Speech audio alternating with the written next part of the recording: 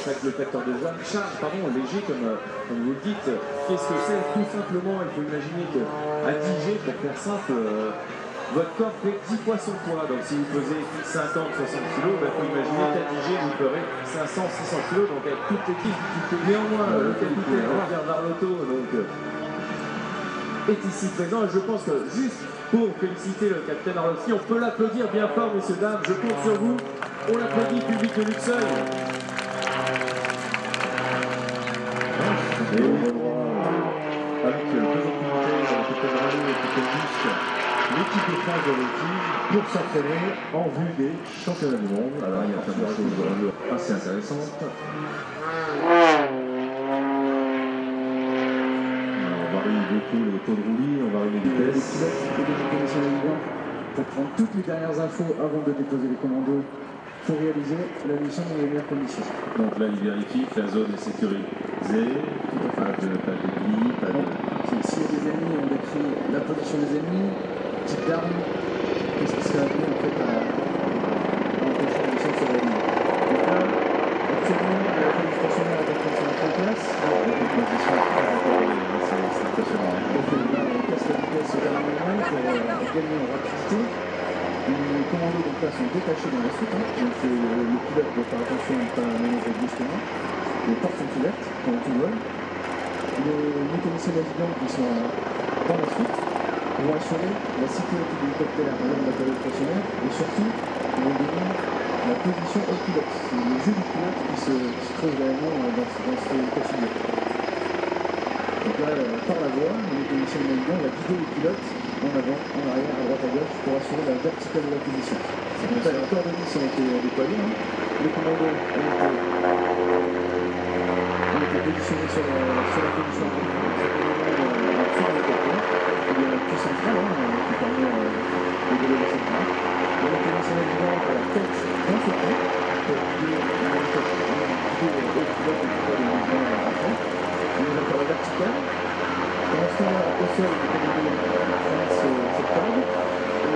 Sur celle-ci, il y a des pointes de petits avions qui vont s'approcher. Ils ont un grenier sur lequel en fait ils vont planter leur mousqueton pour se faire le plus rapidement possible.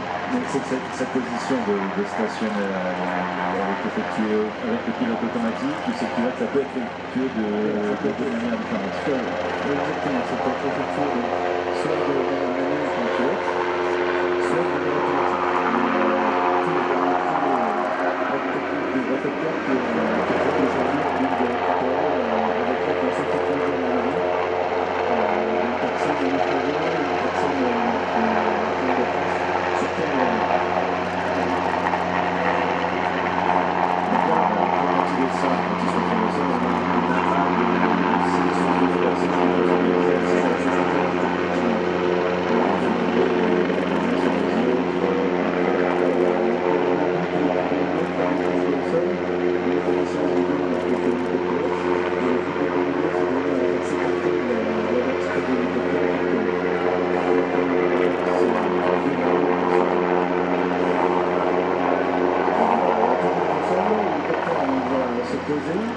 le mécanicien navigant reprend avec ses bras.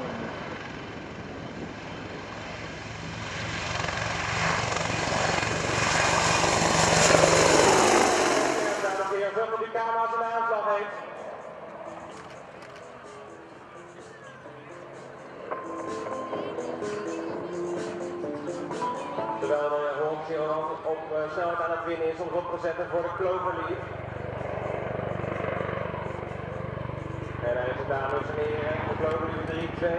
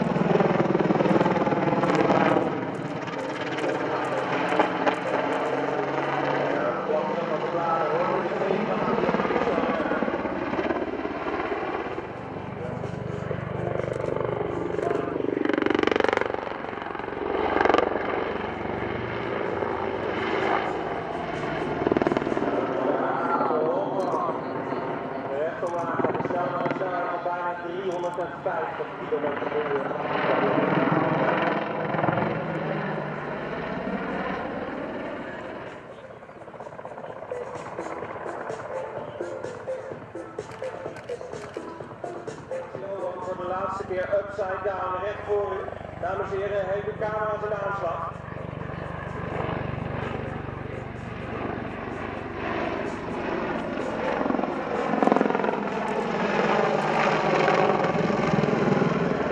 Zorg dat die camera's in aanslag heeft. En terwijl de rolplan zich omdraait en met een snelheid van bijna 300 km per uur op de aarde afduikt. Waar een bocht van 360 graden.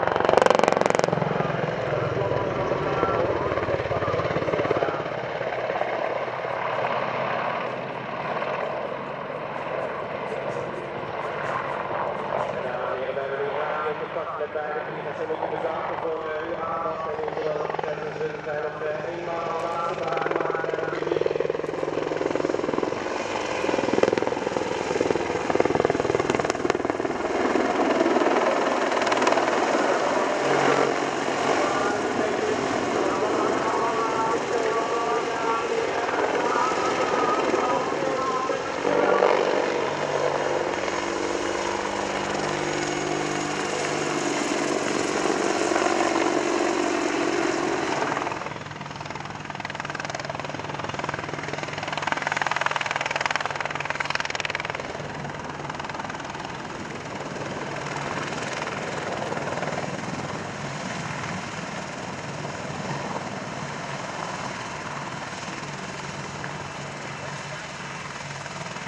Her second appearance at Shoreham.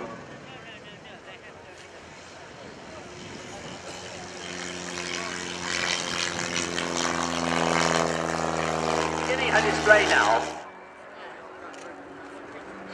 She's well and truly strapped in. This tiny aeroplane is actually quite close to us. Literally hanging on the prop. Now in a powered spiral dive and recovering. See that rate of roll there? Now that's using rudder and aileron together. Most people's early attempts at rolls look like that, but that's a deliberate one.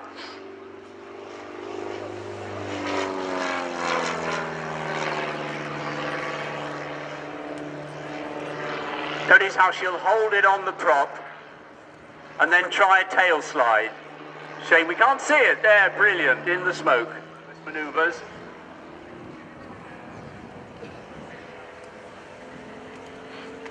It helps not being too tall because the blood doesn't run away from the head too easily then during the high G manoeuvres. Those flick manoeuvres will cause your head to literally fly around inside the cockpit.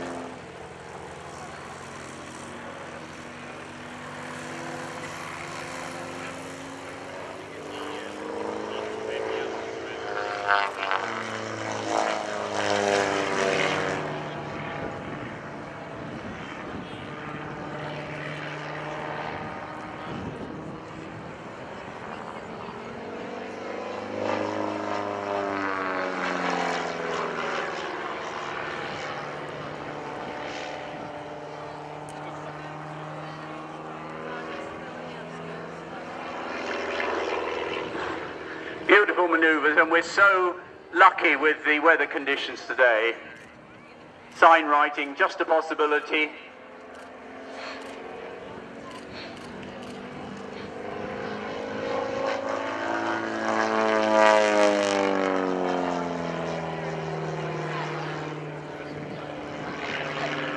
Pilots love displaying at Shoreham because, among other things, it's easy to get disorientated during a display like this. When you look out the window, it's fairly obvious which way is, not only which way is up, but which way is north, which way is south. It's got so many beautiful geographical features.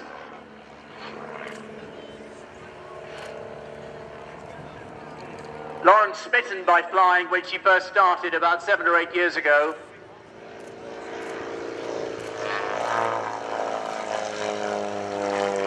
bit of inverted. And what you do is the clever pilot sorts it all out. Oh, just as you get into ground effect, which is about now.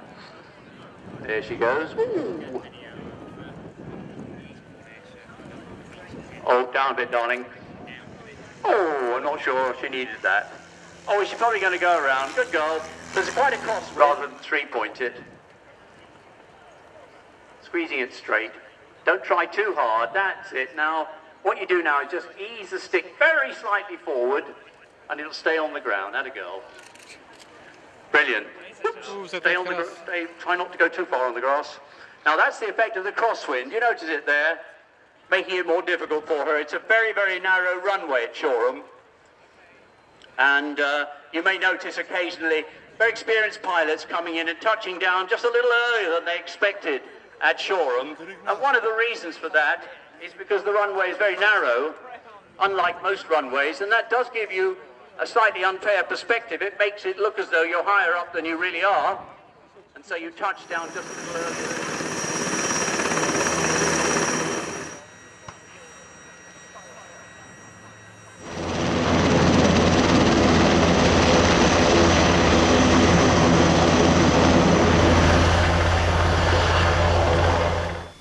He told you that the timings on the schedule are not changing, but you do get the 8 minutes instead of 2?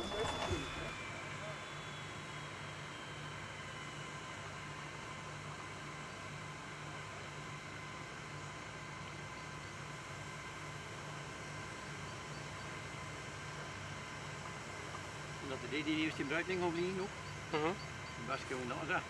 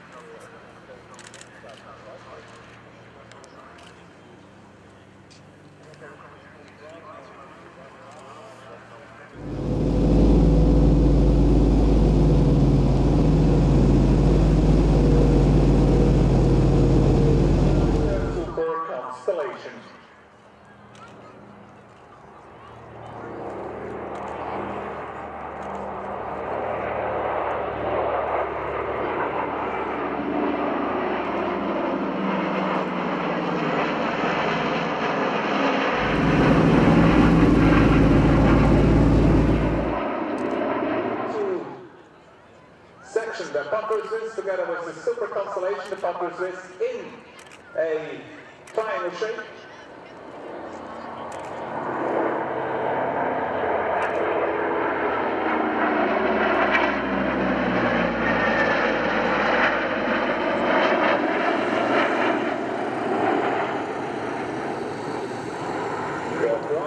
Super Constellation was originally operated by Patrouille Suisse om dan normaal zelf wat enkele doelwitten te maken.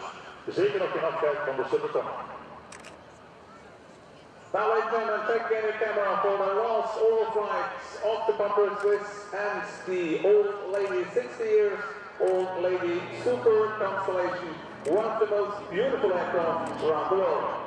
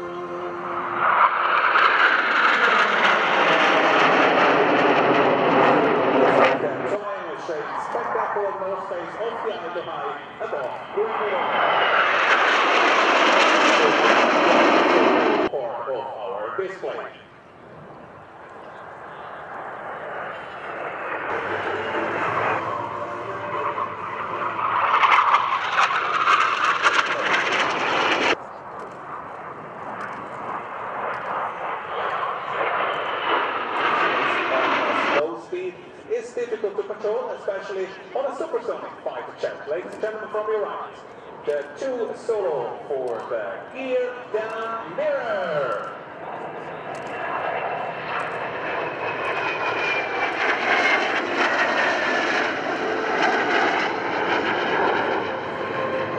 From the right to perform a synchronized roll.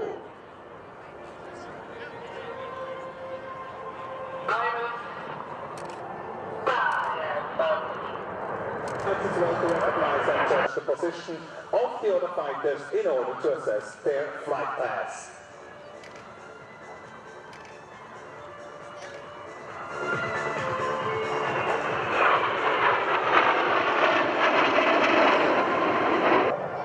When you fly a fighter jet, you are subject to three forms. Three forms can be positive and negative, which implies that the right computer will fly faster and more agile. Tiger Appache you're going to see here.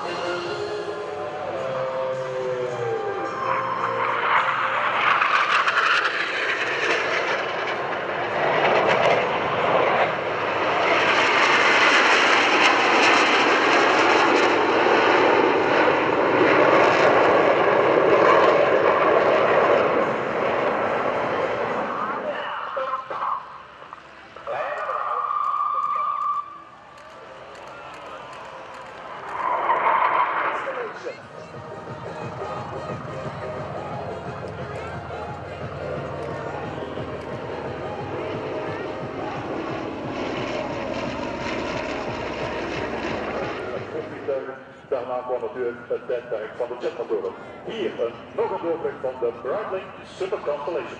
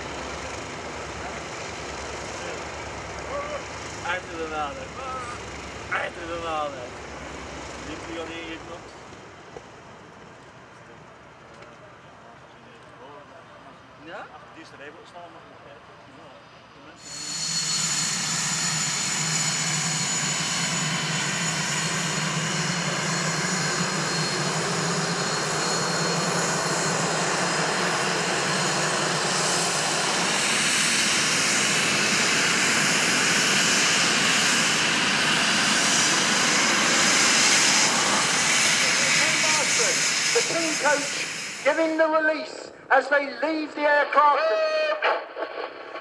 Ready, set, go! And they're out of the aircraft into free fall at 120 miles an hour straight down.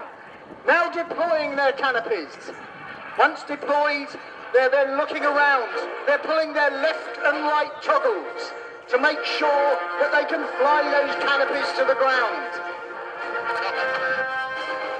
So they're settled now. They know that they can fly these canopies. They haven't got to get onto their reserves. And now getting above the team coach who has the white smoke. Now. And this is Kerry Marshman, Flight Sergeant Kerry Marshman, the team coach. And today he's flying the Rafa canopy, which is the white canopy at the bottom of the stack. Listen to him as he speaks to the team. Now, alternative back, now. And they go in alternative directions. This is precision parachuting at its very best. Ladies and gentlemen, no wonder that they're regarded throughout the world as being the premier parachute display team in the world. Ladies and gentlemen, they send their instructors from all over the world to be trained by us at RAF Price-Norton here. So let's start giving them a wonderful welcome here to the Shoreham Airshow. And notice that Rafa canopy right at the very bottom of the stack. Flown by Flight Sergeant Kerry Marshman, who's one of the most advanced parachutists certainly with the Royal Air Force. So as they land, I'll introduce the team to you. First of all, flying the Rafa canopy is Flight Sergeant Kerry Marshman from South Wales. Sergeant Scott Garrett from Auckland in New Zealand. Sergeant Chris Williams from South Wales, the Royal Air Force Vulcans. Sergeant Sean Borley from Colchester in Essex. Corporal Mark O'Brien from Bury in Greater Manchester. Corporal Alex Williams, the baby of the team. No one else.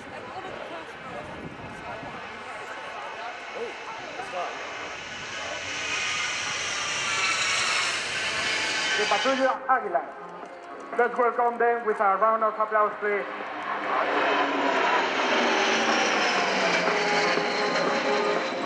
this formation, Aguila 4 is surrounded by the rest of the aircraft, forcing correction to be very gentle. The distance between aircraft is no more than 6 feet.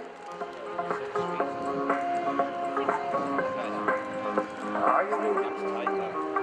I wanna dance by water in the Mexican sky. Reach mother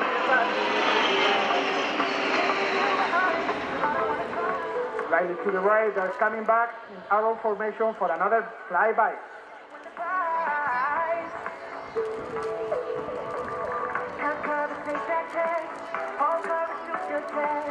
Don't wanna wait for you, don't wanna have to lose all that is on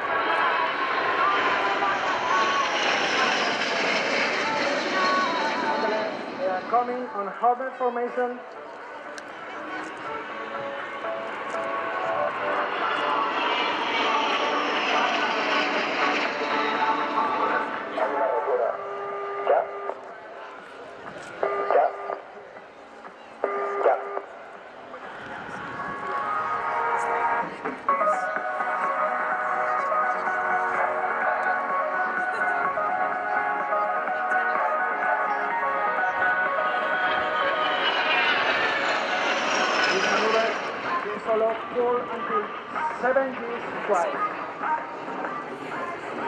The solo Eagle 5 is major marine with more than 1,000 inverted and Eagle 3 performing several barrel rolls.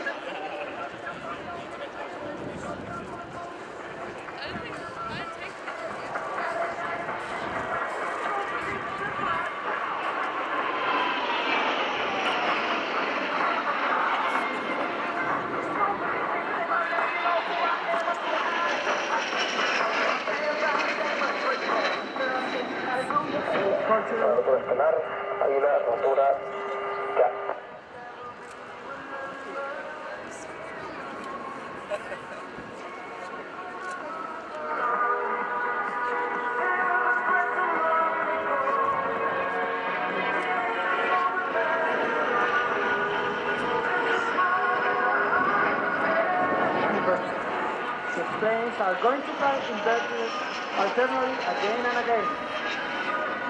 And again, they will come from the left to the right to the formation known as Plus Ultra.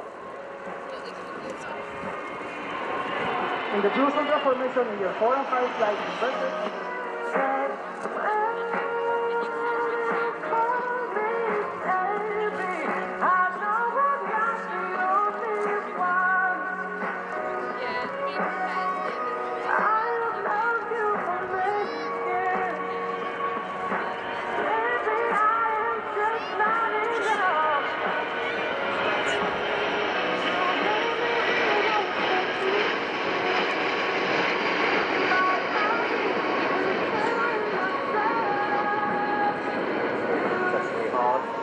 As they're pulling, the aircraft is producing a lot of lift, which gives high pressure underneath the aircraft and under the wings and low pressure above.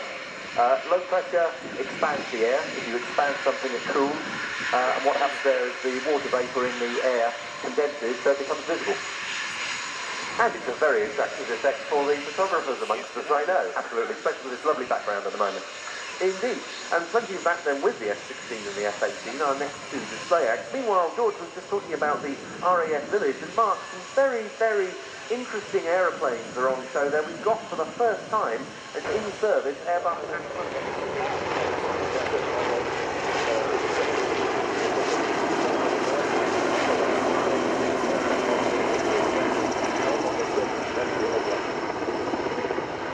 That is a lot of rotating wing going on there. Those are heavy helicopters capable of lifting a great deal, and in the search and rescue role, they are crisis. They have to acquire when it comes to medical attention, and what they need to be able to do as far as their physical fitness goes is quite demanding.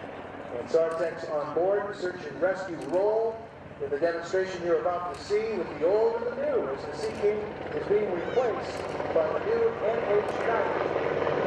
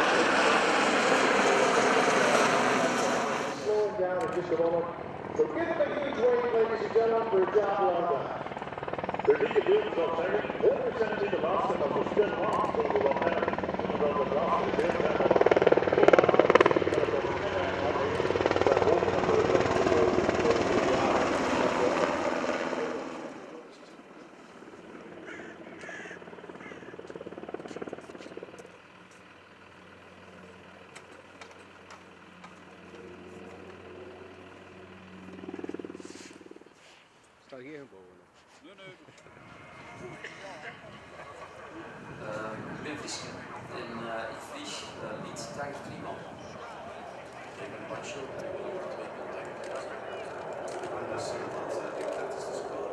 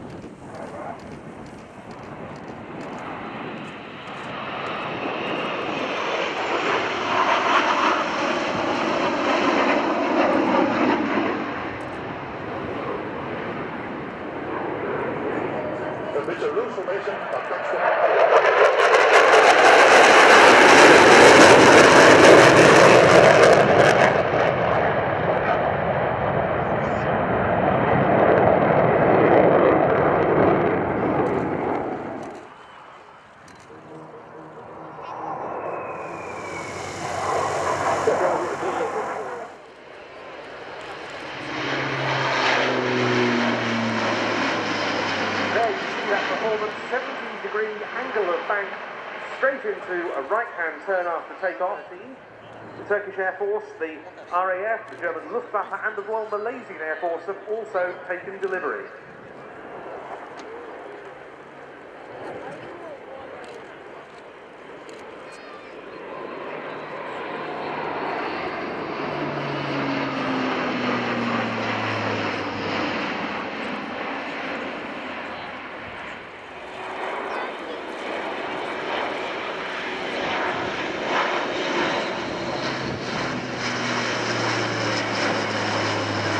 Coming from the manufacturer's fleet, the manufacturer being Airbus Defence and Space.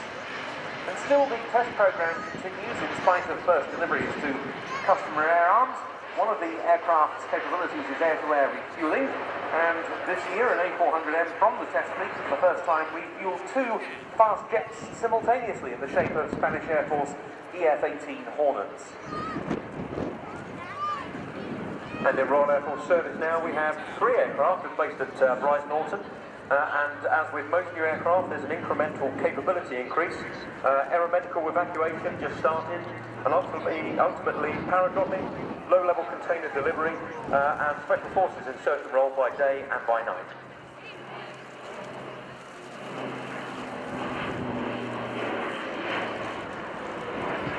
Yes, it's very adaptable, and we'll see the A400M pull up.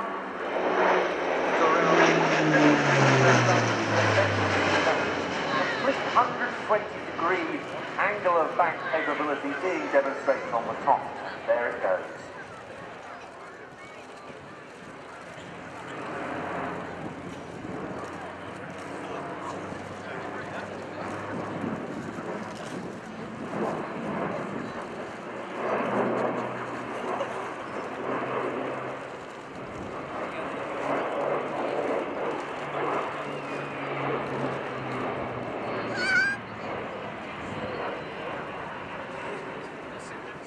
So what you're seeing here is not just airshow manoeuvres, this has very, very important tactics.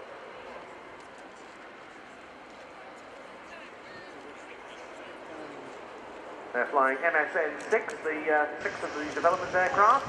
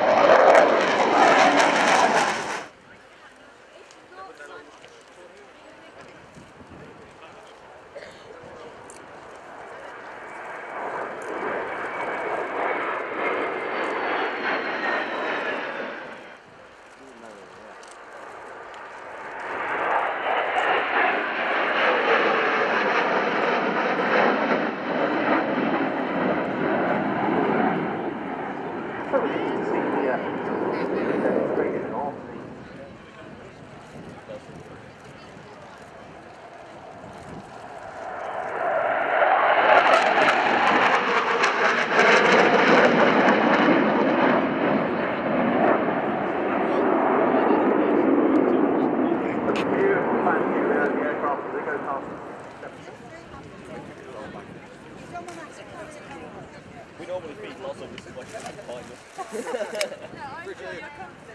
Yeah. We'll believe that. I've not eaten anything yet. We'd already eaten sausage flaps, yeah. Well, I didn't get any, I've never had one. Another interesting feature of the Tornado is that it goes past. Look at the back of the aircraft where the jet pipes are, and you'll see some what's called thrust buckets. It's 2 pieces of metal that form a clamshell behind the engine and deflect weight of the aircraft, perhaps if it lands in an emergency, and the heat that the brakes on the wheels would have to absorb. So reverse thrust is a very good method. Also, we'll see other aircraft today land with brake tubes, which bleeds off 20 knots in Tornadoes, remembering the tri-national Tornado training establishment. But now, some truly historic moments in British air show history, because never has the Japanese military contributed to outside its home country. It's a 4-jet maritime...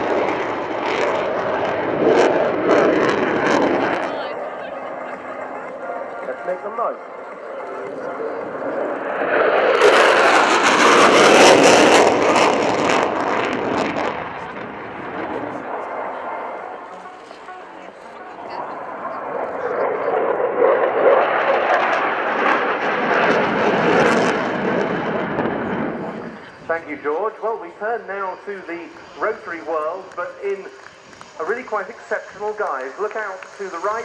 The next...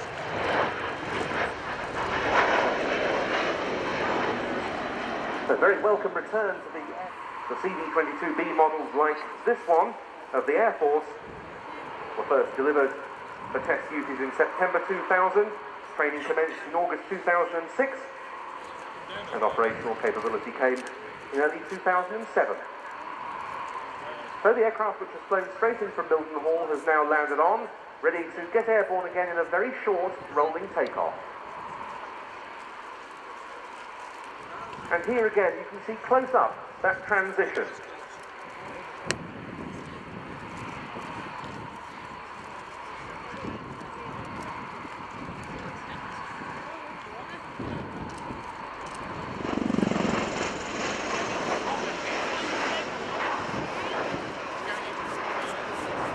You'll be able here to see those rotors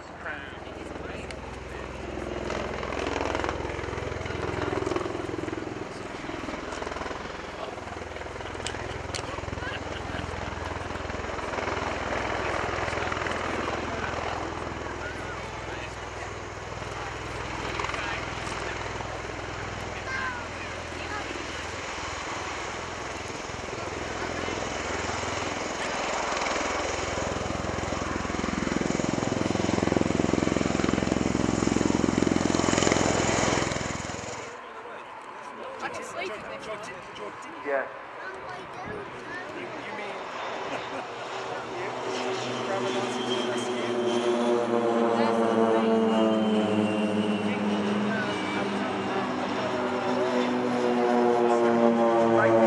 It's Captain Jan Schweitzer, a real Swiss name, I have to say. Here we go.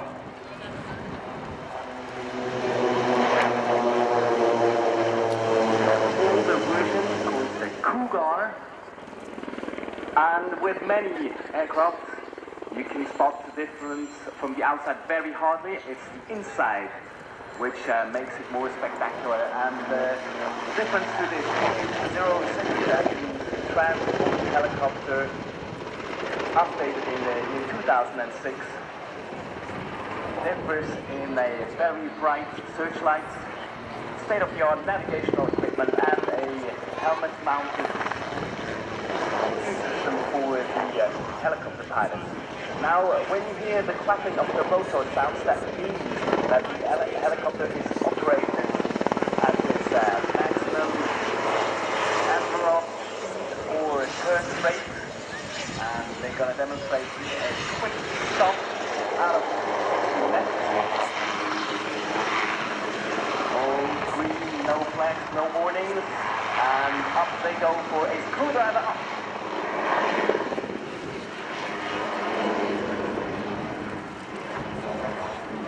All of the pilots, Swiss pilots you see here today, are professional Air Force pilots, and they only come together on the weekends to fly for you the display.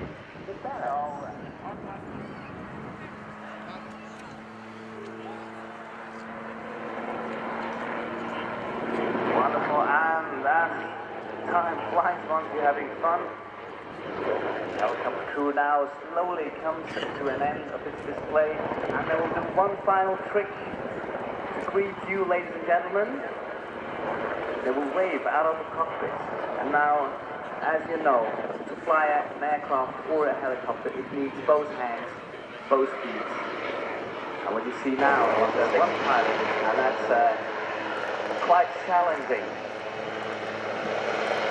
Full coordination. So if you have something to wave back at our pilots, please do so. They will see, they will notice it as a sign of appreciation.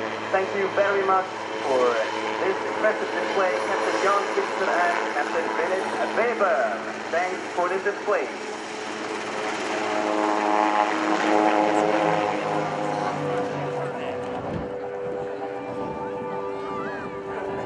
Sky, ratified aircraft, white smoke. Here they are, the marvelous night of Switzerland.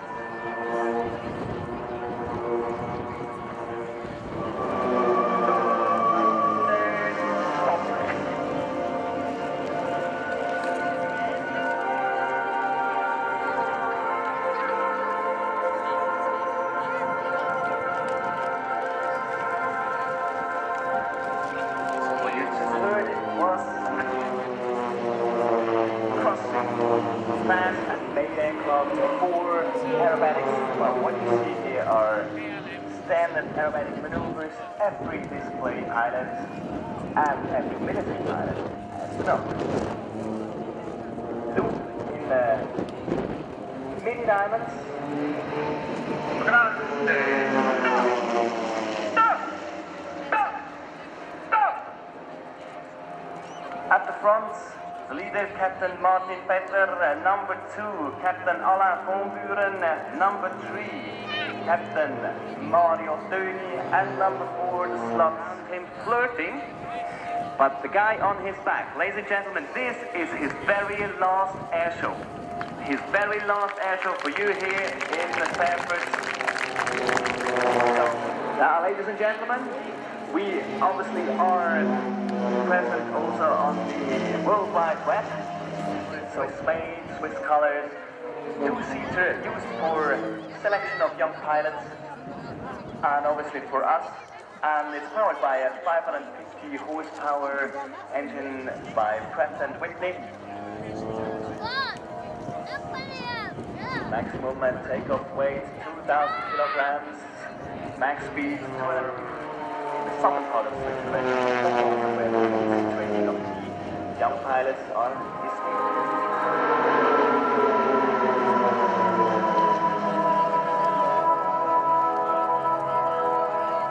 change into rockets. Switzerland is also taking place in the European Space Agency. And you have found out by now, I guess, that aviation, it's all this whole family spread all around the world.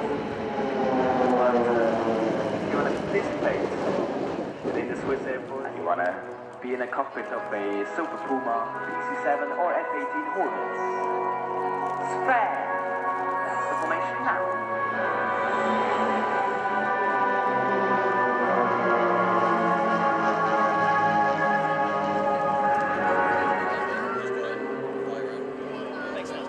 And a second looping, 60 degrees to the right.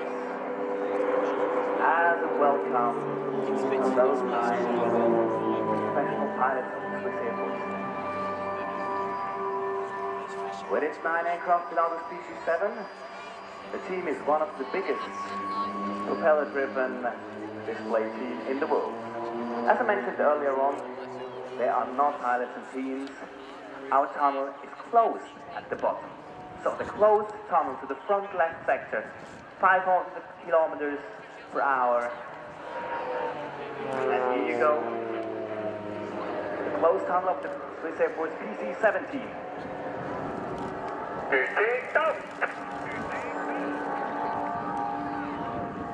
Wonderful, neat and clean in between. Thank you very much, Christoph Schneider and the big team in landing configuration. Good opportunity for a perfect shot.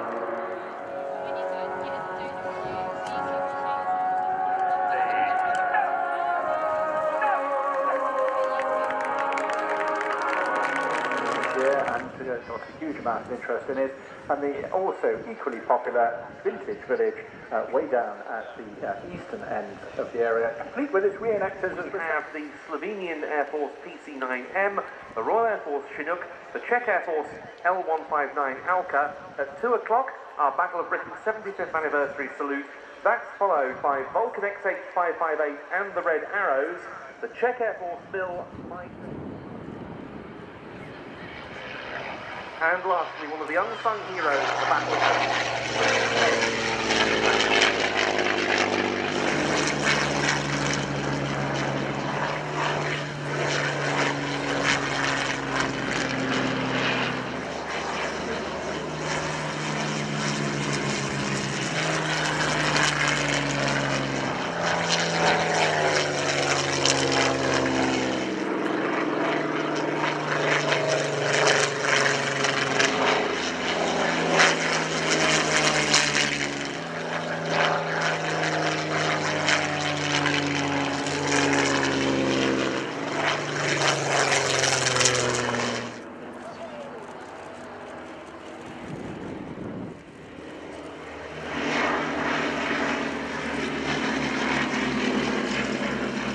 The F109 pilots would fly in pairs, known in German as a Rotter.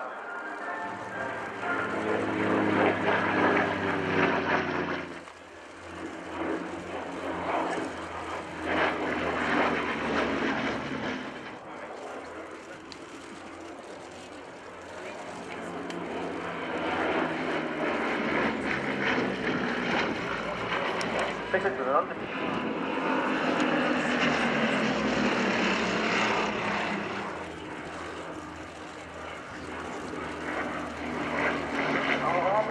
Catching up the Messerschmitt now. Catching it up. It's got the legs of it, you know.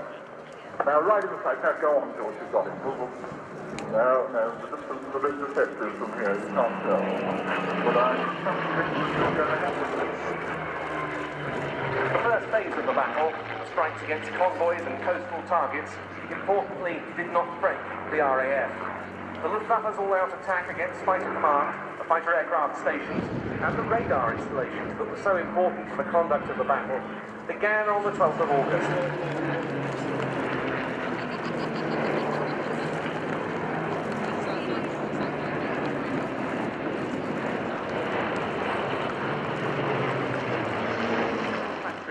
The people who were equally instrumental in achieving victory. No wonder we pay this tribute today.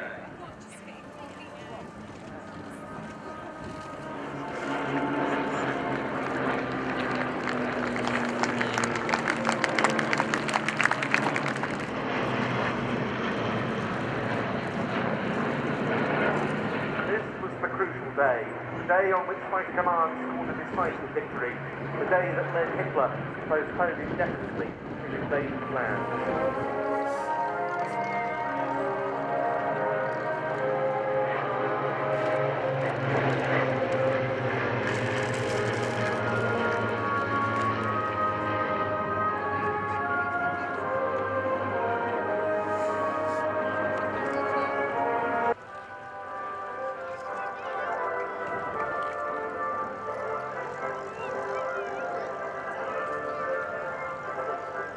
They touch down.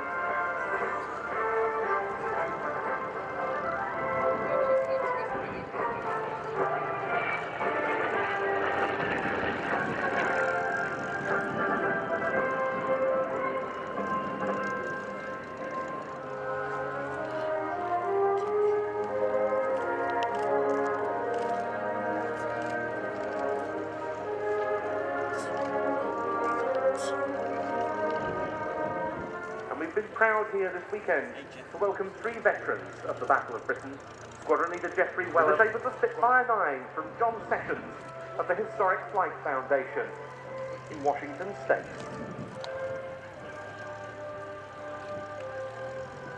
Once again, we see the Spitfires.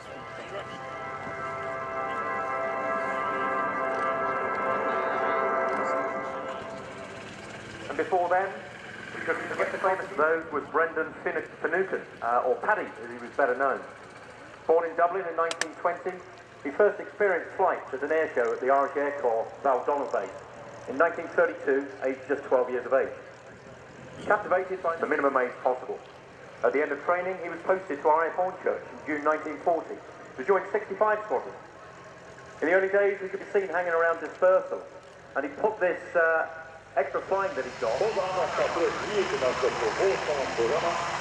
Ik wil even speciaal de press van u voor inderdaad de boer allemaal de bergspitsen van de voorstelling van de Agusta A109.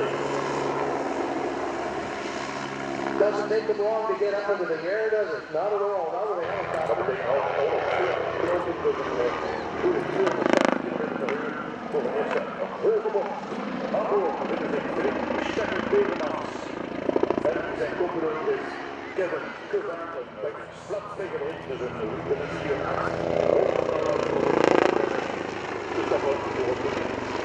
Shaggy and Cuban putting it through its paces, and you can see the tight turnaround capabilities of the tactical format with the Quad 8 changing direction rather quickly in this helicopter with the Allison Rolls-Royce combination engine, 490 shaft horsepower each in these engines.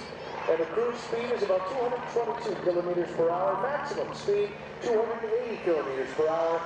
The Augusta, the Western Augusta A109 BA coming to a standstill now in the Hummer, and then showing you how quickly they can climb vertically as they pull the collective, and up they go, and pirouette on the way up now, just lightly lifting one foot on the rudder pedals, of course. And then up to the very top they go, and they won't stay up there very long. They can come down pretty quickly if they have to.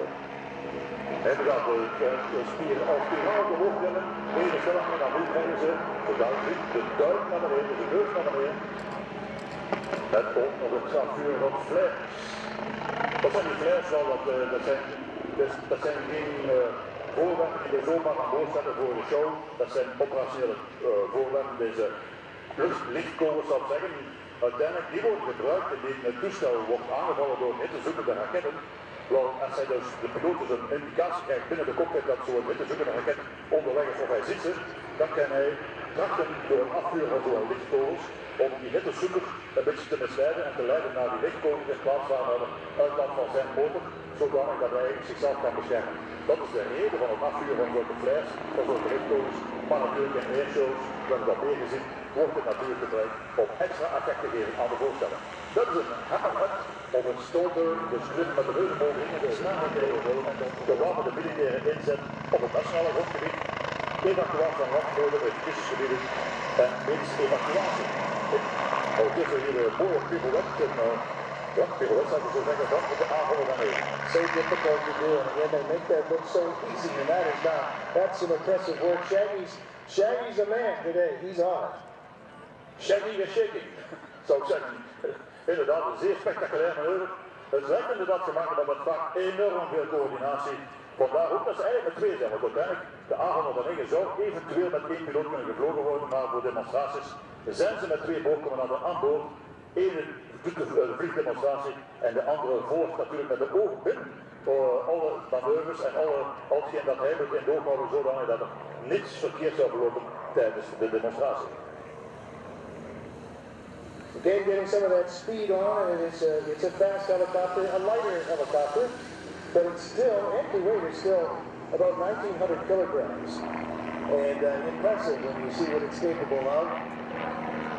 As up above now, they climb again. Keep your eyes on the Belgian Augusta 109.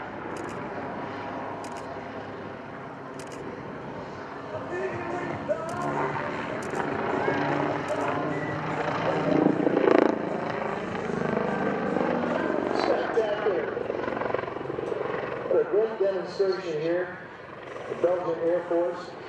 Shaggy born in 1985, and there's some more flares. Cuban born in 1986.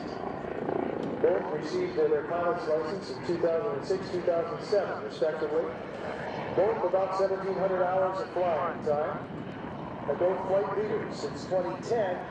A great crew demonstrating the Belgian A109.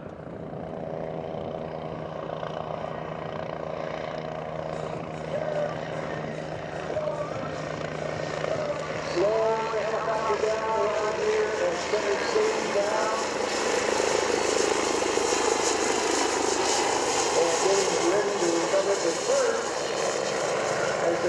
will stop down again. This is a flight. This is very difficult. Helicopter pilots do not want to get caught in their own down line, so carefully to tail left. Swapping ends right now, what the helicopter wants to do with the torque of those rotating wings.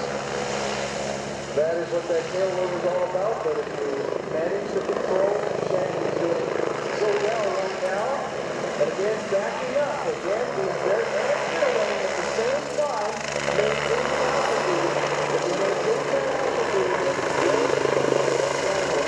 does not want to get caught in that. So perfectly now controlling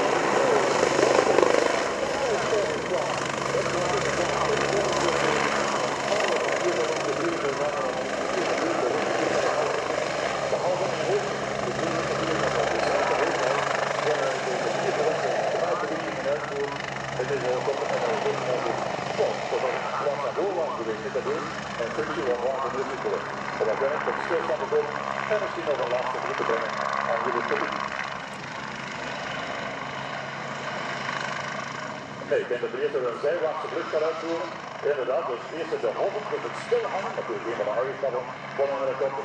En nu het zijwaarts wegen, een kool, een druk aan het publiek. En ik denk voorbereid, einde van de voorstelling op Shaggy en Kudder. That bow you, so give them a wave on the way by again. That's how we show our appreciation. They can't hear it from us, but they can see your appreciation. To the Jordanian Air Force, our great demonstration for two Shaggy families and 7 Sudan buckets.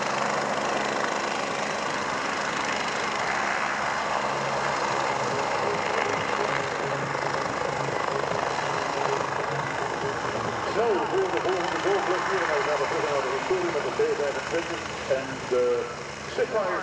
Dat zal een mededeling voor jullie onder het publiek.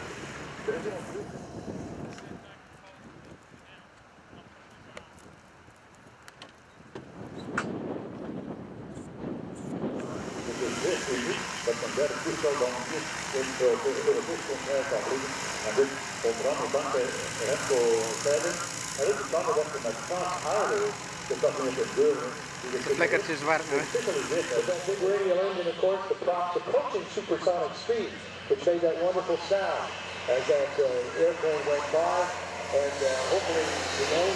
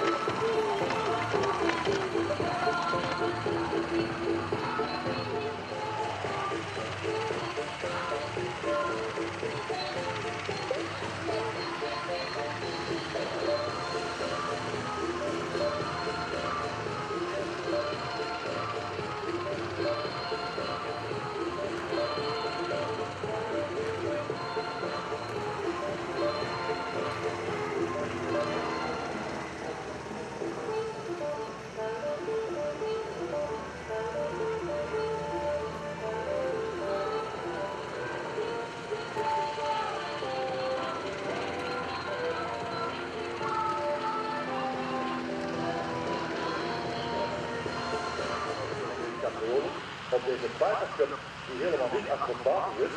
Het is een toestel dat zowel militair als burger gebruikt wordt, als de militair gebruikt als verkenningstoestel en burger wordt het gebruikt, vooral gebruikt als opleidingstoestel, als testtoestel. Op de wereld zijn er meer dan 70.000 over to get some gasoline before we head to our home over to the UK.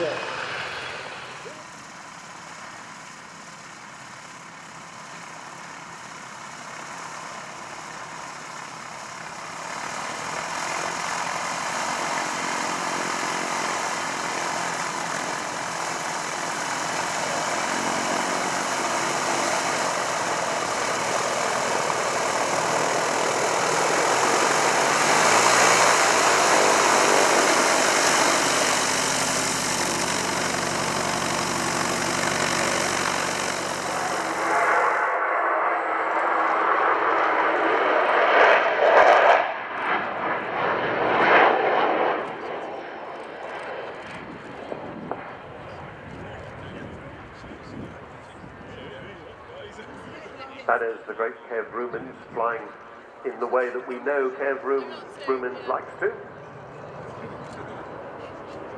And that was the sound of 4 Rolls-Royce Olympus, Rolls-Royce Bristol Olympus 2.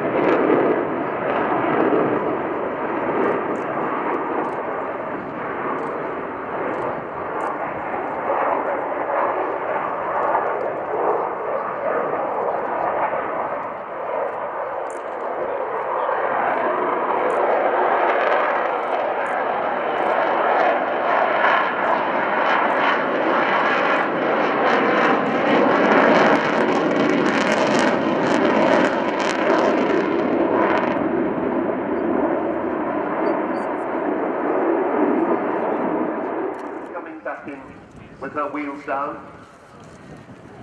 This is going to be loud.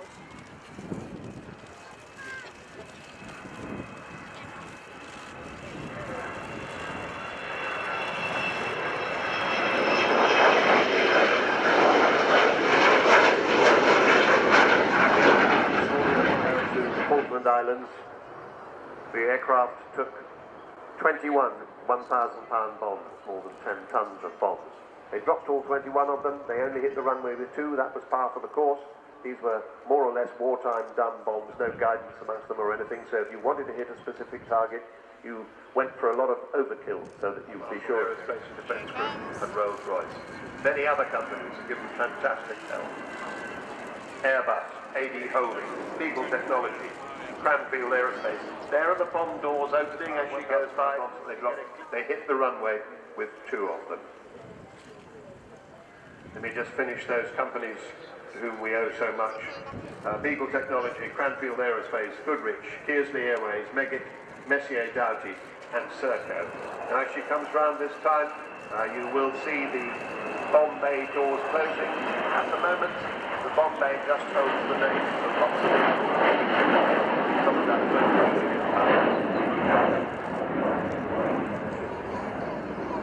Aviation Authority regulations, Falcon will be prohibited from flying. She'll lose her permit. So it isn't about funding, although of course funding remains difficult. We're still costing £2 million a year to run her.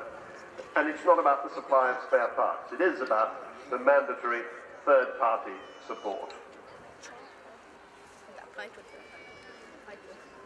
Now she is still as safe as any aircraft flying today, but she's done 10% more hours than any other Vulcan before.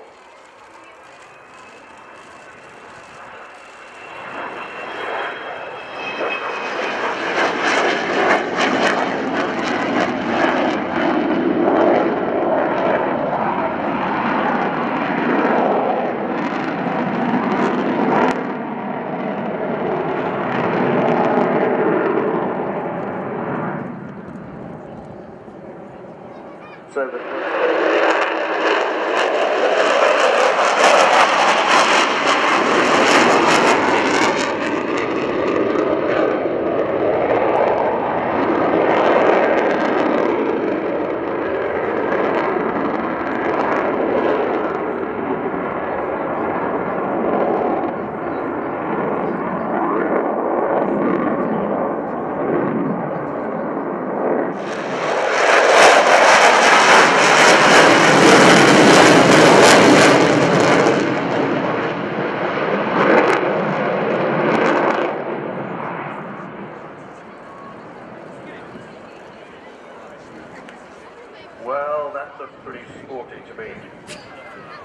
there she is on the far side of the airfield. Take away on your own DVD of the air show today. Planes TV are here with 6 cameras roving around the show, capturing all the sessions.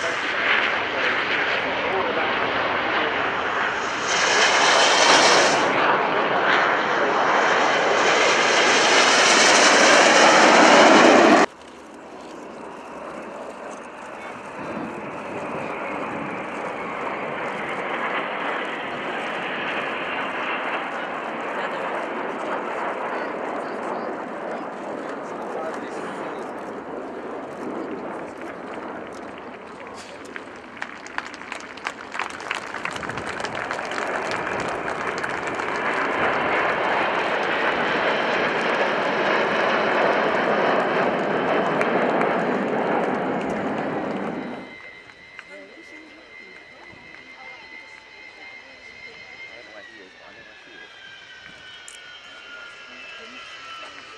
Well, a very good afternoon, ladies and gentlemen, boys and girls. You just heard I'm Squadron Leader Mike Ling, and I'm Red 10. I'm the supervisor with the Royal Air Force Aerobatic Team, the Red Arrows. And I'll be talking you through this display, which is about to begin, so please...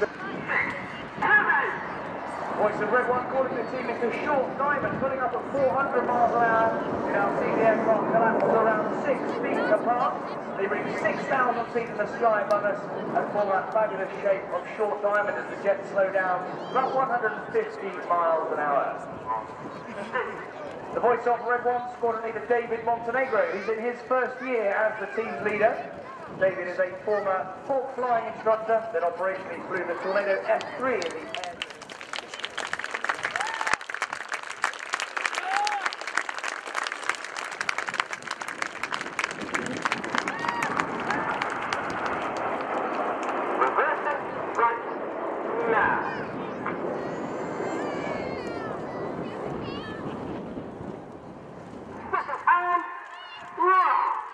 All 9 jets now going upside down, 2,500 feet at 400 miles an hour.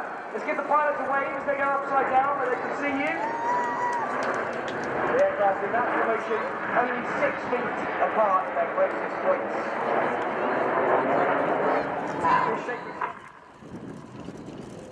Time.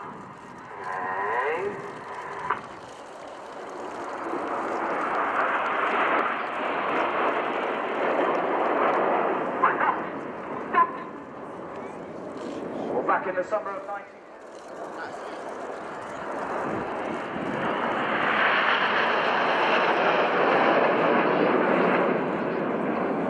The lowermost aircraft as we see it now. Rolling now.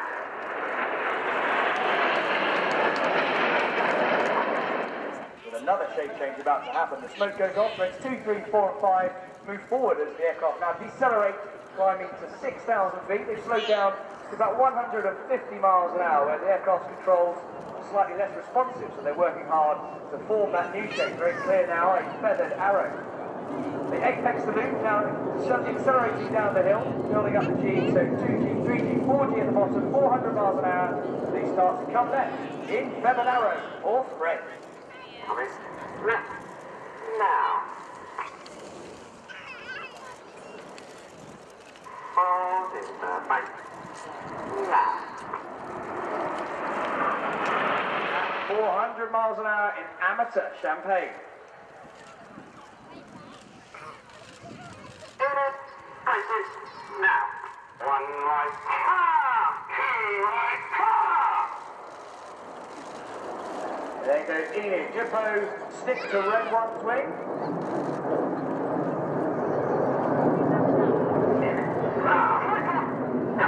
This is the Champagne Split.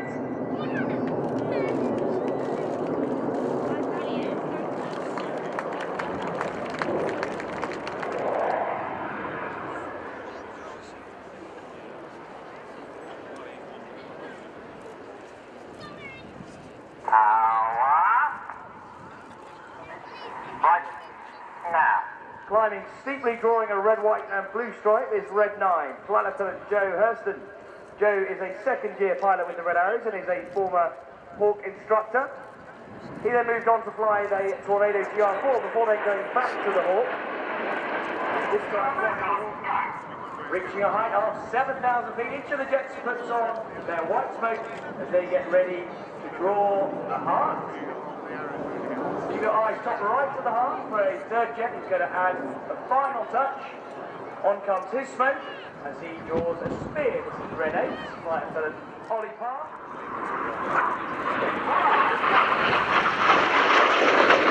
Vixen shape, 4G. Right now. He's now twisting this loop towards us through 90 degrees in a quarter clover. Hold it now. Get your cameras ready for the good bits. They're going to go straight towards us. This is the vertical break.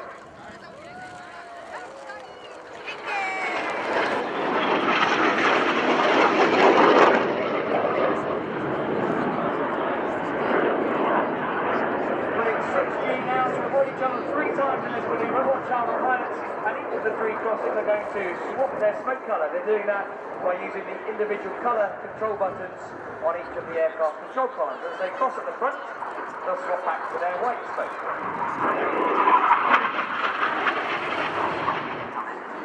Right now. This is the Twister. Now.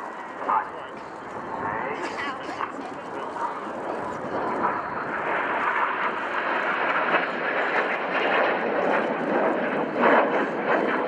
Hear that pain in Red 6's voice. He's actually flying an inverted barrel roll at minus 2.5 G. He's now the right way up, the other 3 are the wrong way up. They fly the mirror roll. Now.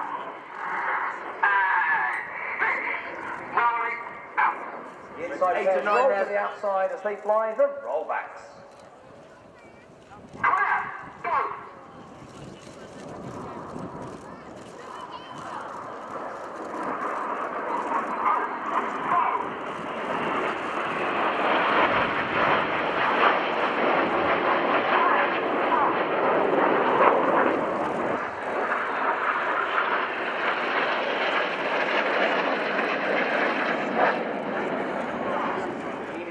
Shape called Leader's Benefit.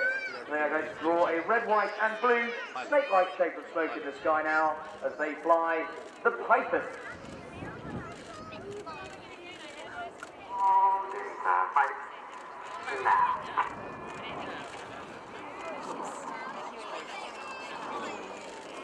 Lots of G's, which doesn't help.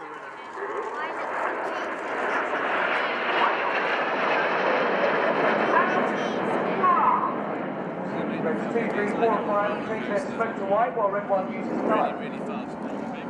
Information about the smoke, we produce that by injecting regular diesel fuel into the exhaust of the engine, and that burns at around 400 degrees C, which makes the diesel vaporise. The white smoke is diesel fuel, and then the red and blue are dyed.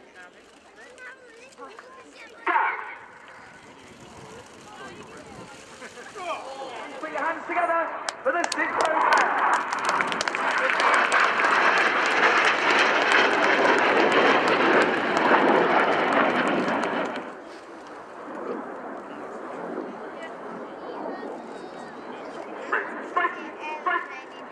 You've been watching the Royal Air Force aerobatic team. Now.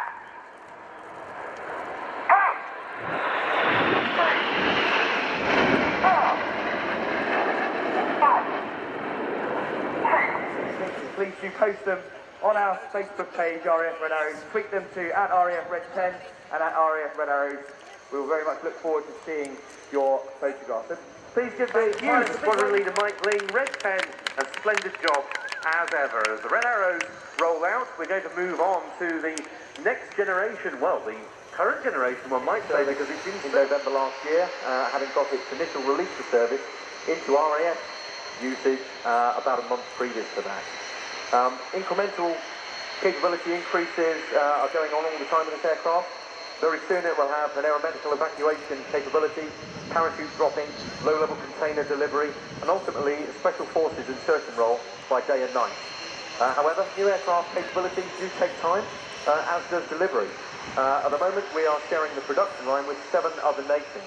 So one aircraft for the Royal Air Force. And an unmistakable shape with those stud wings under which are mounted weapons pylons and the stepped up twin cockpits at the front. The gunner in front and the pilot in the raised position behind. It wasn't always like that. The profile of the Mortis about to pull up for a wing over.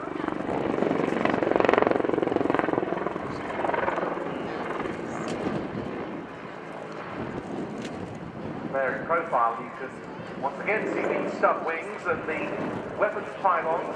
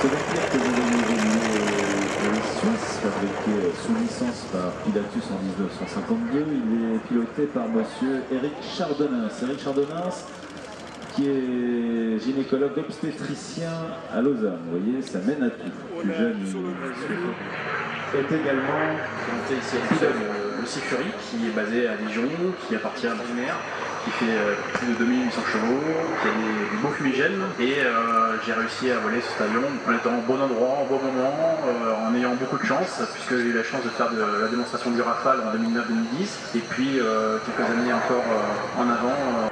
700 km/h en vitesse de pointe et un paquet de chevaux sous le capot.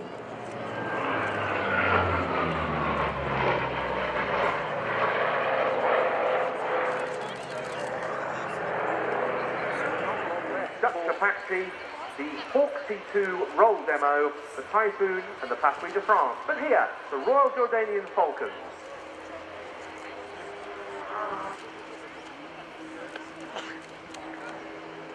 Getting airborne in 4-ship formation. Good to see them back up to a 4. They were a trio last year.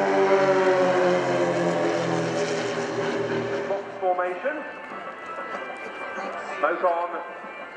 Diving in towards us to begin their presentation of the 2015 Royal Jordanian Falcons.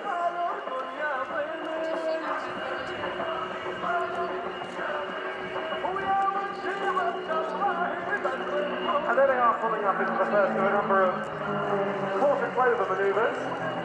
Coming in on what we call the B axis, which is the axis that's 90 degrees pulling up for a barrel roll.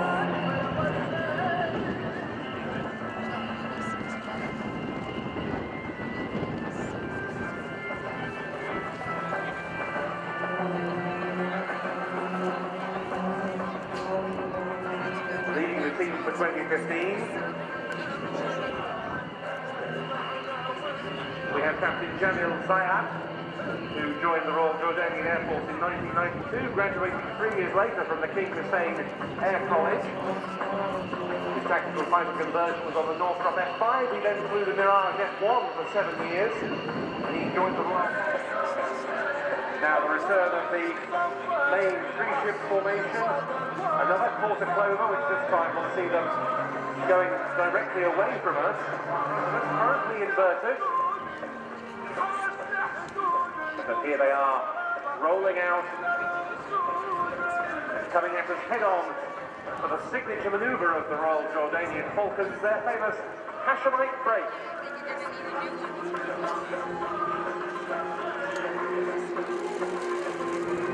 The EH300L, the low-wing version of the Extra 300, conferring even more aerobatic manoeuvrability, part of the outstanding family of unlimited competition aerobatic aircraft, designed for another knife-edge part in opposition to the Solo.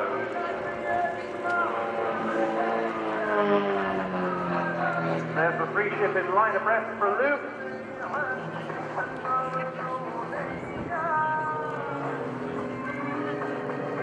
And we'll see the Solo positioning in behind them with three other aircraft.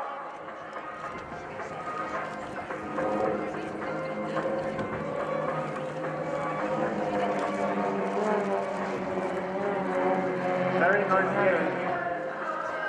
And in for their final Concorde fast break, the 2015 Royal Jordanian Falcons. Securing the skies, past, present and future theme. Absolutely, and that is the theme of today. The majority of aircraft that you will see today are involved in some way or another in securing the skies. Securing the skies is not just about fighter aircraft, but it's about everything else that builds the air picture and supports the aircraft that deliver weapons. And hence the securing the skies theme in terms of the static aircraft taking in types like the C-130J Hercules, the Voyager air-to-air refueling tanker and transport aircraft, the new Atlas.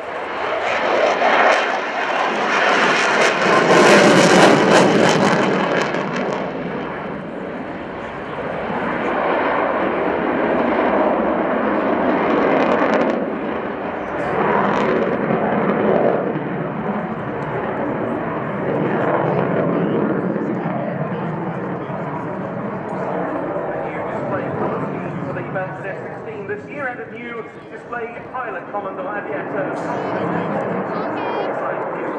from 31 Squadron and China.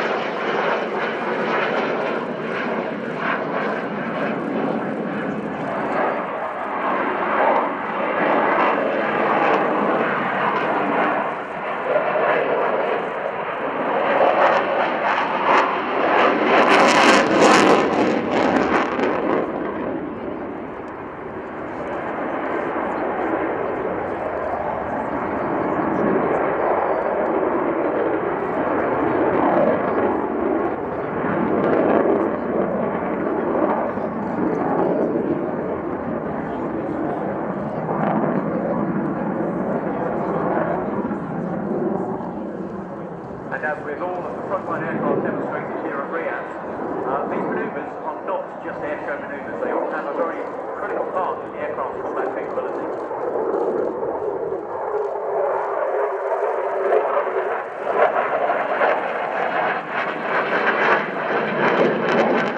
Midlife upgrade, making the Belgian F-16s and those of other European NATO F-16A and B operators very capable in the air-to-ground sphere, as well as very good air-to-air dogfighters.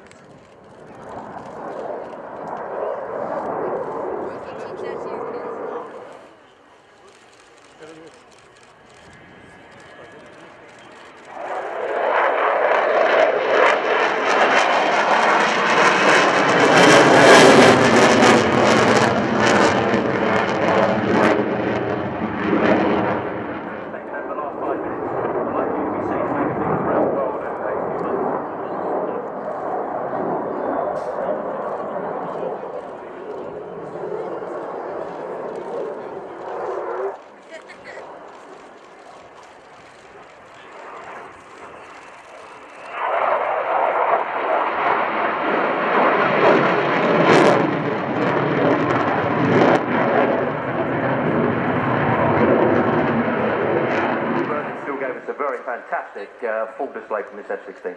It certainly did. We have another F-16, a very different one later on, but for now, that was the example, the F-16A MLU fighting Falcon from 31 Squadron of the Belgian Air Component in the hands of Commandant Aviateur Tom Gizmo de Mortel.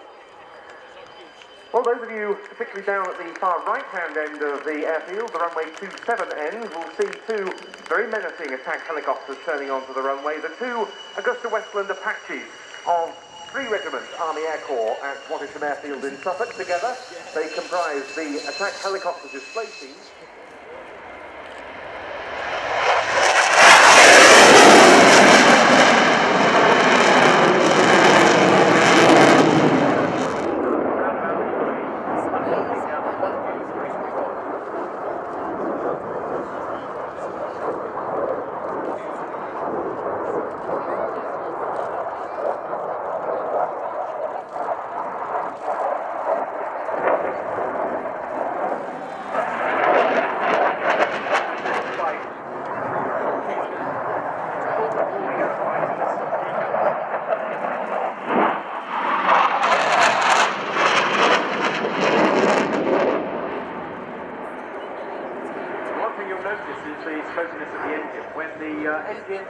Unreheated and at high power settings, there's an incomplete carbonisation of the fuel.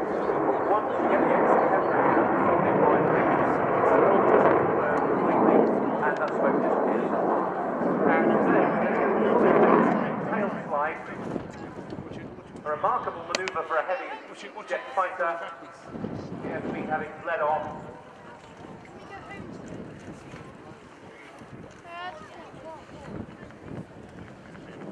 First seen in the West at the Farnborough Show in 1988, where the mid.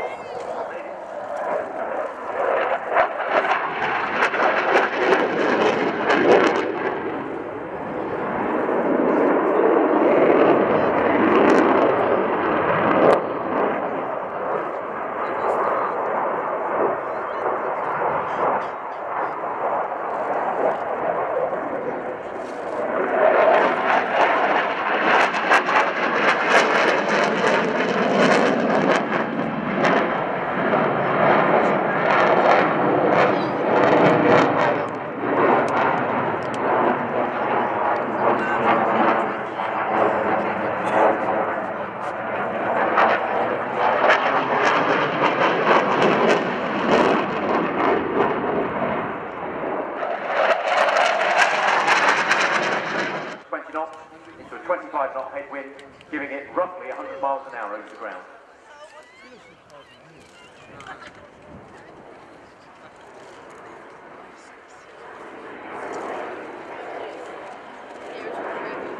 And the technique being employed here, you can see the power being modulated. So the engine happens, and the power modulated.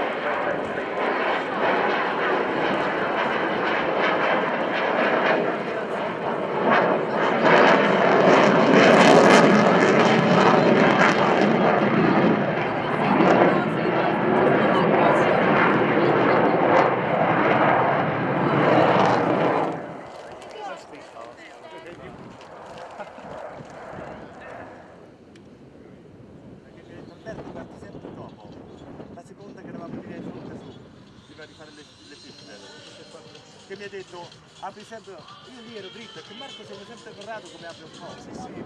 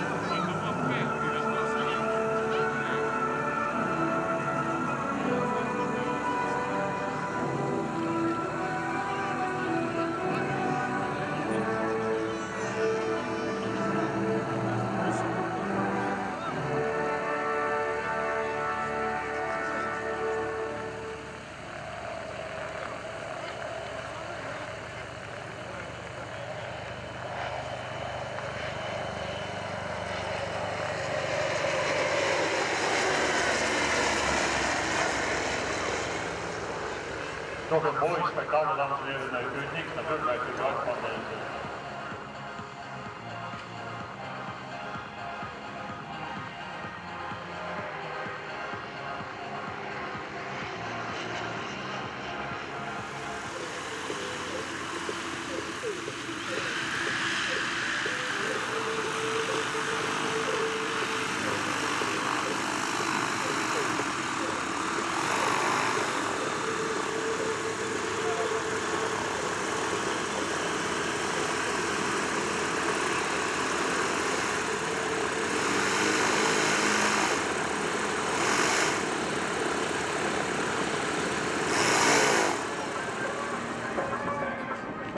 What I expect to be a fourth roll, we'll see the aircraft Supermarine Spitfire 2A.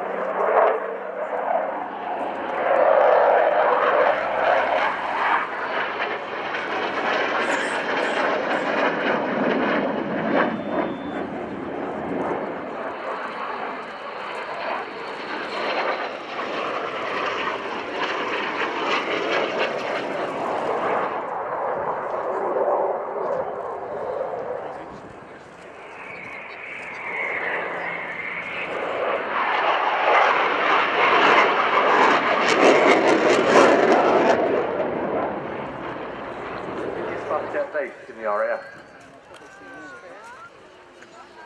The Hawk T2 is the final stage of training before a student pilot like myself progresses to a frontline combat aircraft, which at present is the Tornado TR4 or the Typhoon, but will soon include the Joint Strike Fighter, known in service as Lightning II. Enemy fighters in the area. You'll hear them on the radio.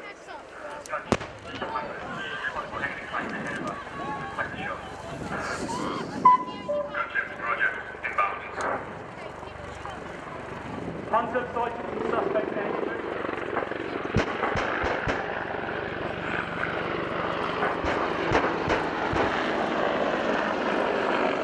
The Apache pair have conducted a combined rocket attack, and now Gunship 1 forms a bunch in the overhead to confirm the target's destruction. This manoeuvre is 10 tons of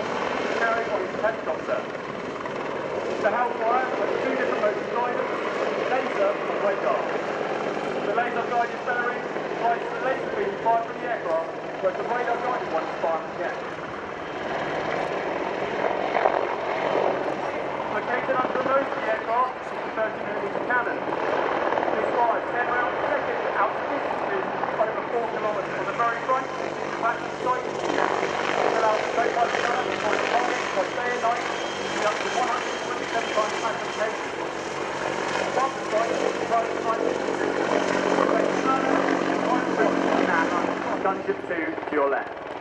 Please put your hands together for the 2015 Attack Helicopter Display Team.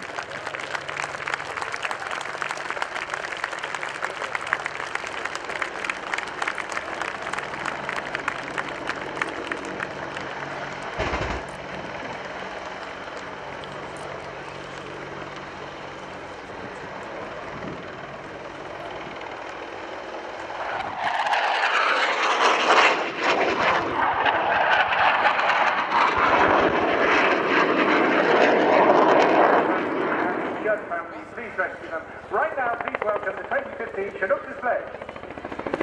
Ladies and gentlemen, boys and girls, my name is Sergeant Andy Cole. I'm this year's Chinook display manager, and I'll be doing your team today. On the crew today, we've got Captain Flight Lieutenant Brett Jones, Co-Pilot Flight Lieutenant James Kingham, and crewman in the cabin, Sergeant Ben Howard. All the crew today from 27th Squadron at High Podium and all frontline air crew. Between the crew, we have completed our switch line operations from Afghanistan. Currently out bed and increasing lift on the front head. Just taking the altitude you can see there.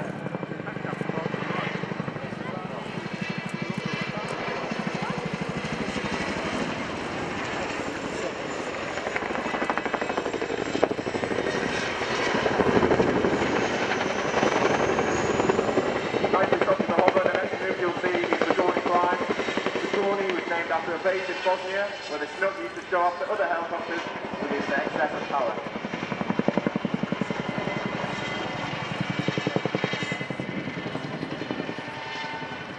At the top of the climb, approximately 1,000 feet, we're going to get the nose down and do a spiral descent.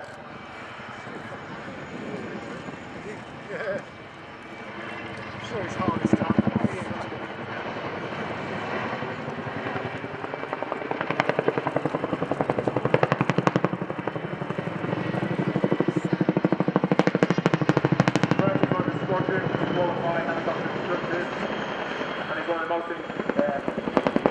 Two instructors on the wing with 3,000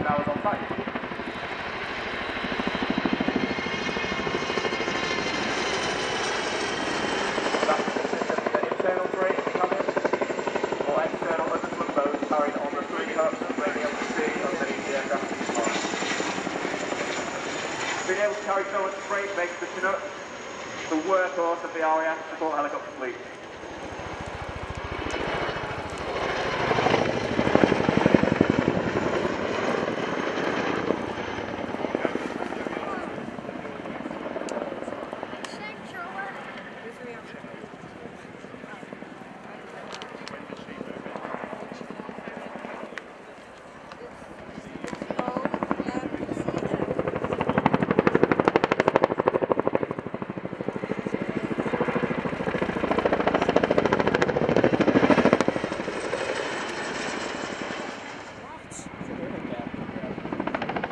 The aircraft will rapidly slow down and the wheels will touch the ground at approximately 60 knots.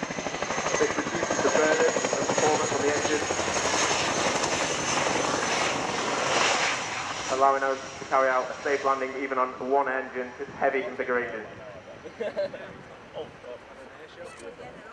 Again, as the aircraft rolls past, make sure you give Sergeant Davey Hay the right-hander a wave.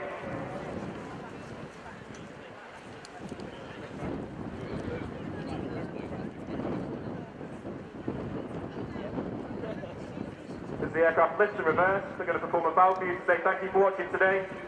Ladies and gentlemen, it's our pleasure to display to you at RIAT. We'll see you tomorrow and hopefully we'll see you later in the season.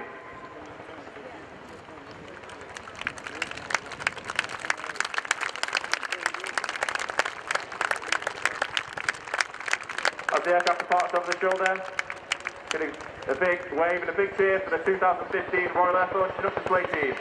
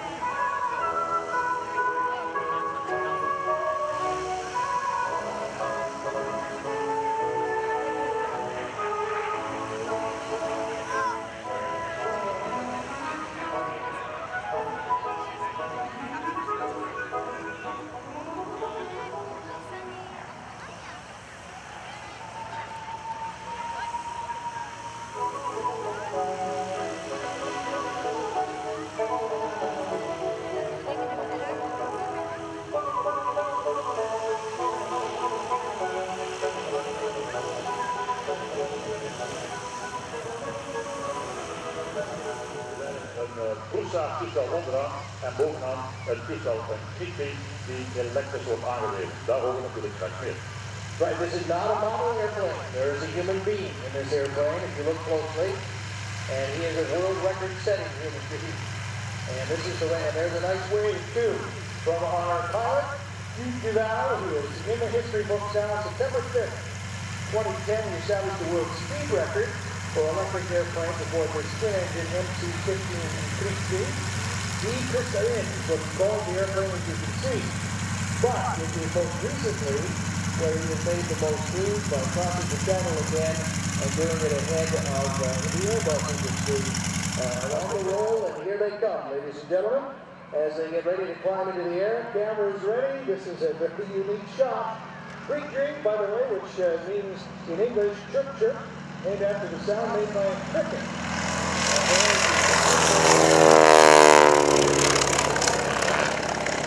And soon they will set up for their first attempt at release.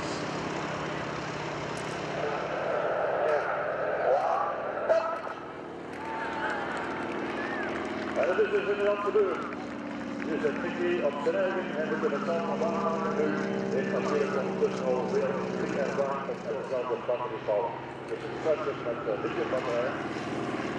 Altijd zo snelheid en veel.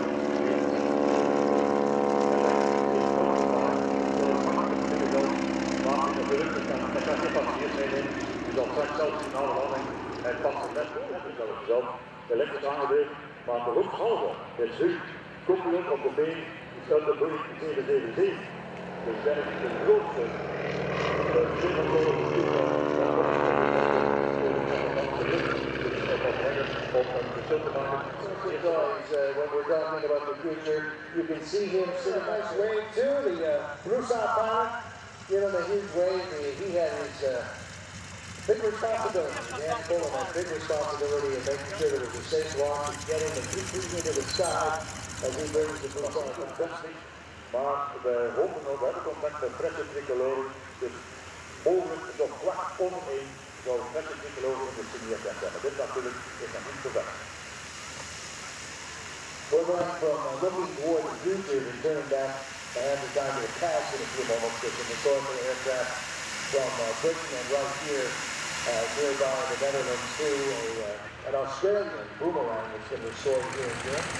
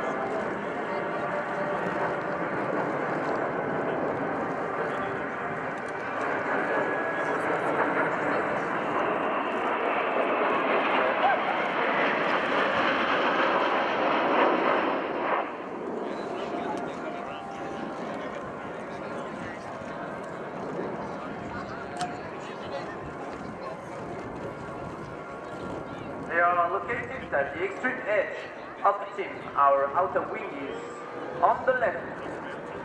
Ready to go.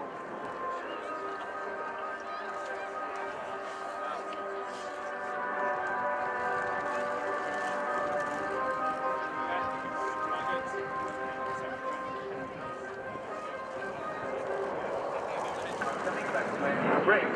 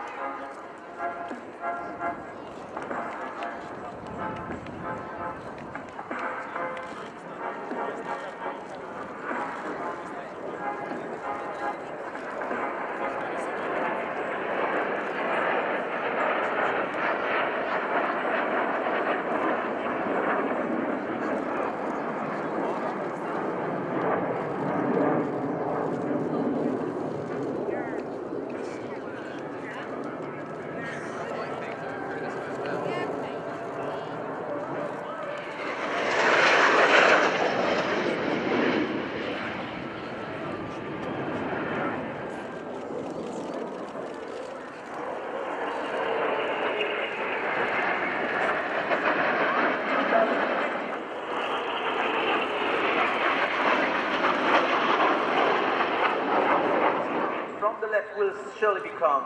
This is the new maneuver created this year. His name, King Julius, coming back for this big bump.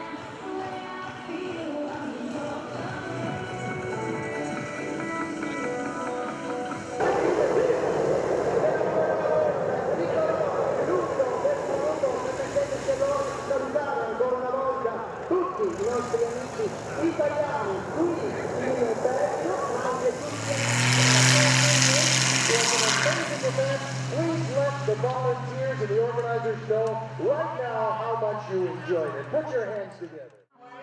Pulled into the sky by a propeller squall, able to roll at 420 degrees per second in a fully composite edge wing, and the not exceed speed, she'll be pushing the limits on this 265 miles per hour.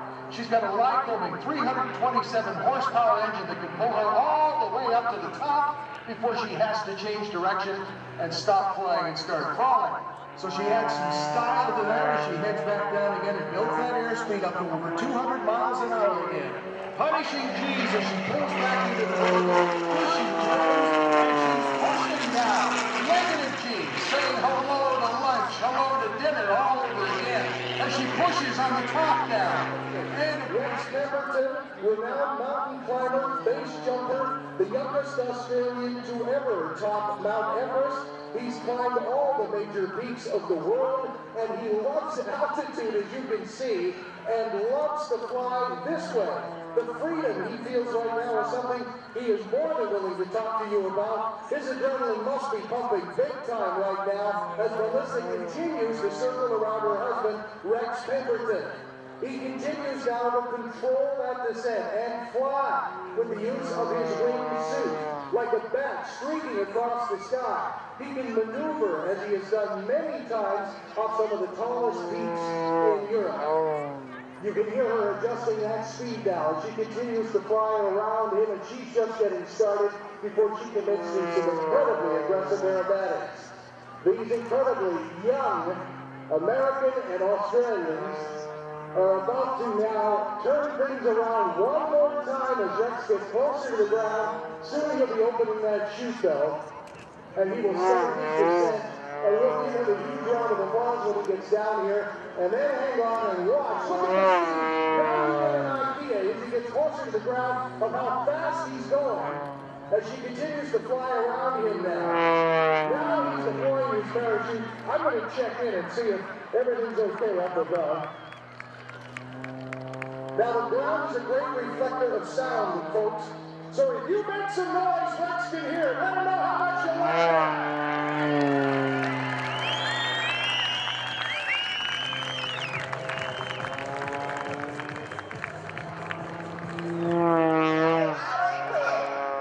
Hey, Melissa, that's spectacular. You got to close that door, right? So what was that?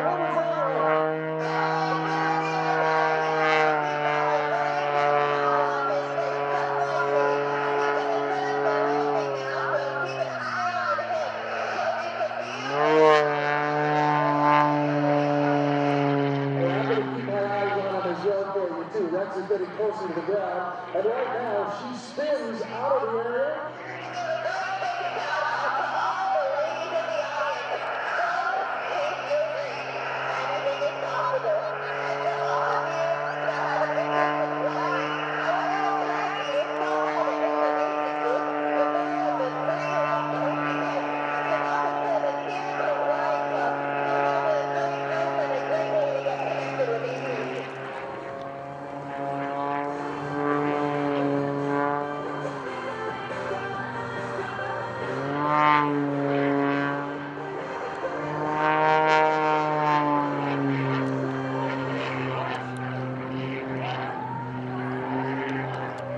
Tumbling that airplane end over end. Incredible. Arms in the air, and let's wave to Melissa Pemberton.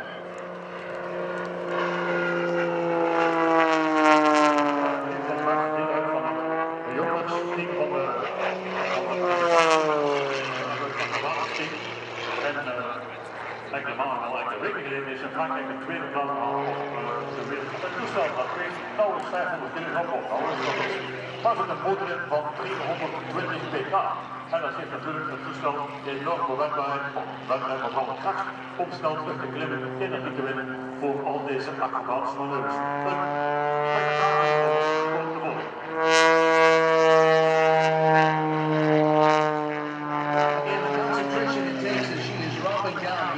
Building up to come back on the throttle, stay on the controls to make these precise movements, pushing and pulling incredible G-loads. So she's reached to the very top now, running out of energy, the edge starts to fall backwards. She's now falling, not flying. That airplane is disconnected. It is not flying right now. It still isn't flying. She's got to get the perfect amount of airspeed to get it flying with just feet to spare from the ground. Just enough now to slide from side to side, and then roll that airplane one more time, and roll it the other way and snap it around. Again, 1, 2, 3 times at the very top when you think you run out of all the energy to be able to do any kind of aerobatics. So now she drops down, she's going to take a little bit of a break, she's going to cool the engine, and she drops down to the ground now, building up that energy again. Multi-instrument, commercial-rated pilot, 2,000 hours in high-performance aerobatic aircraft, United States Unlimited Aerobatics team member, 2006, 2007.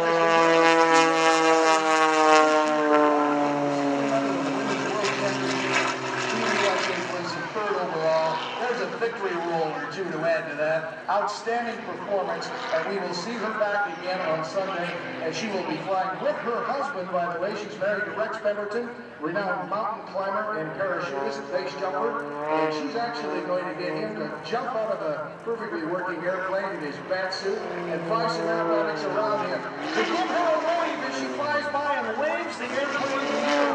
Get those orange Rafales with hats into the sky. Make sure she can see you. Give her a big orange wave as she gets ready now to get the airplane back down on the ground. Her zip code H540. Oké, nu was het ook mijn beurt nog eens keer om een klein beetje te zeggen, maar wel het voordeel over de radio. De laatste paas, ze gaat bestellen aan een einde afwachten. Deze unieke voorstelling. Ik hoop dat u inderdaad met Rick een beetje hebt kunnen volgen. Rick natuurlijk, Melisa al tientallen keren aan het werk gezien. Zoals ik zelf ook. Dus bijna elk manoeuvre volgen en bestrijden. Maar in ieder geval, dat was een tweede spektakel. Dus aan de tweede natuurlijk. Pas gemaakt met het vliegtuig. Nou, u kan dus geluid, want natuurlijk gaan wij gewoon vragen aan u. Ze maakt zich nu klaar voor de landing. Dat tijdens de landing alles wat u hebt ter hand hebt. Melissa Pemberton, you give her a wave with those orange hats again. There's so many of them out there. Give her a huge wave to show your appreciation. And when she shuts that engine off, we'll give her a big round of applause as well. She is so talented, slowly getting onto the grass with that tail dragger. As you can see, these tail dragging airplanes will bop around a little bit in the grass. Will now be setting up for a loop at Show Center.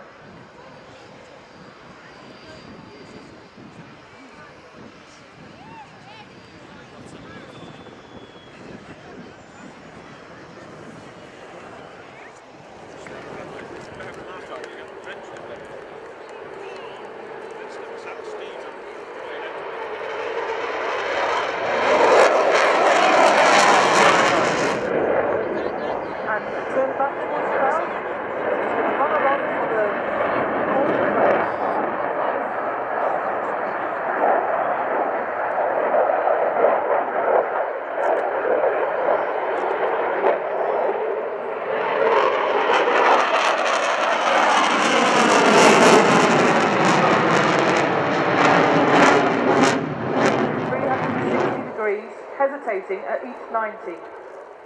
This is a technically demanding manoeuvre to fly, requiring excellent hand eye. However, that 50 miles per hour, he pulls up the start.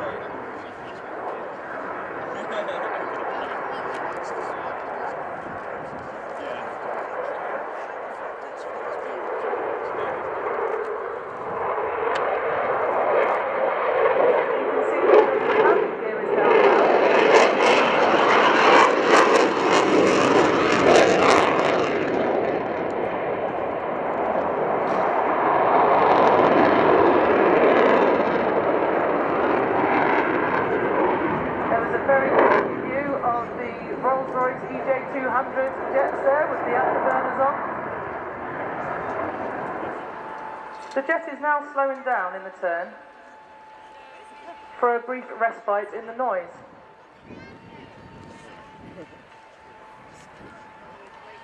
Going that slowly when it goes.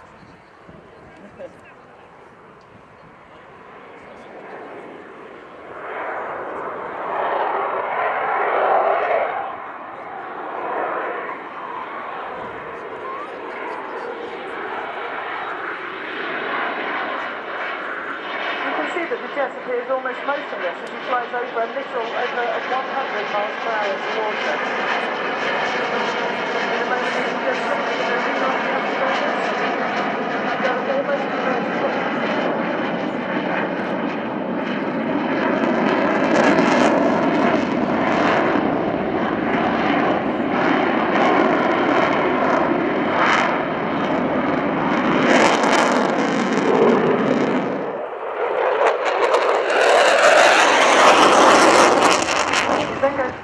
around and pull an outside turn. From one extreme to another, he'll be going to negative 3G at this point. All of the blood in his body will be forced up into his head. This is the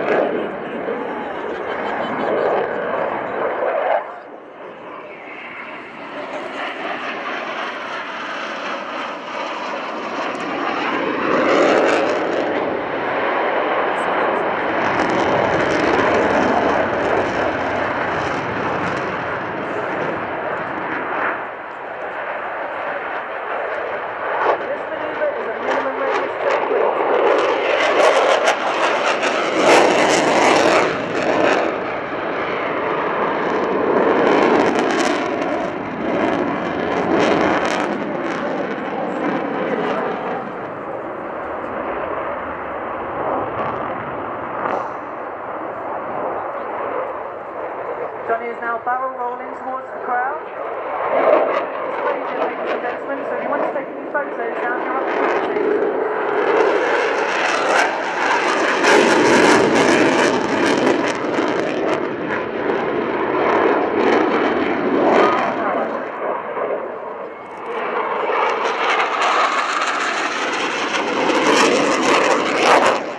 That have flown today, and you can secure all this on your own personal DVD by ordering it very simply, or you can of course call in at one of their stands on your way out, but the simplest thing to do is just text the letters DVD to 78070, 78070. That will immediately order you the DVD of this year's Airshow, which will cost £20, but with that you get a free DVD as well, which is called Airshow Action 8.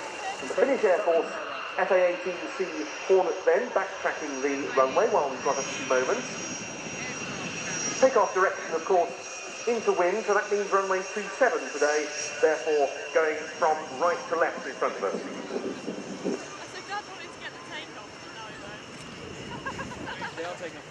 This is the Boeing FA-18C Hornet.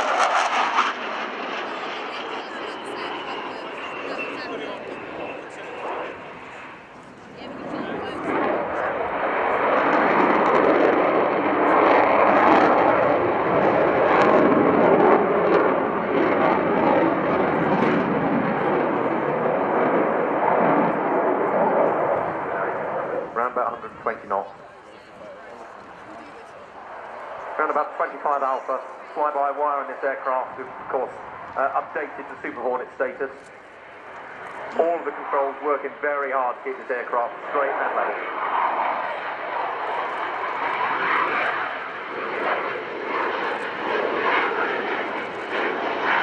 Now coming from a pair of General Electric F404 after the wind turbofans. Super Hornet, the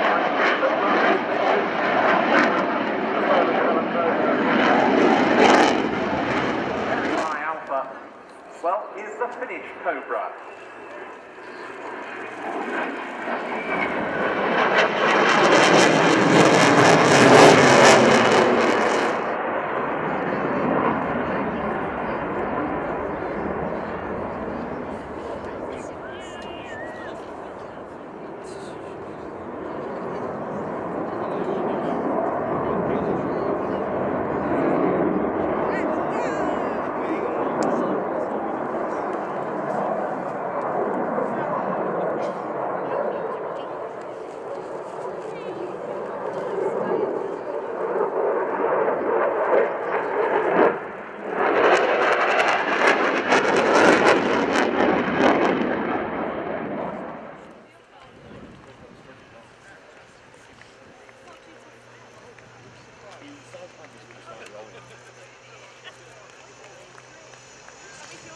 Well, before we see the return of the Apaches, which you may be able to see out on the horizon, We've got the takeoff of the next but one display item, and a pretty rare sight nowadays, a trio of Panavia tornadoes. Auto rotation is the name of the game here. Once the rotor has been spun up in that way, the airflow makes the rotor spin, the aerodynamic forces of that airflow coming through the rotor blades, and here we see Peter Troy Davies rolling with the Rotorsport Calidius. Into the air, as you can see, in very short order, considerably lighter.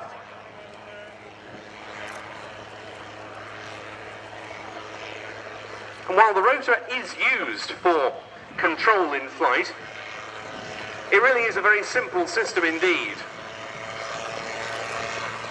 And Peter can see you very clearly from the extremely large cockpit canopy. Favourable. You can put an auto gyro down in a very, very confined space. And it's also extremely manoeuvrable in the air, as Peter is showing. That we have today. About 15 knots of crosswind at the moment, but Peter says he'd be happy to fly in anything up, not just in Europe, but around the world.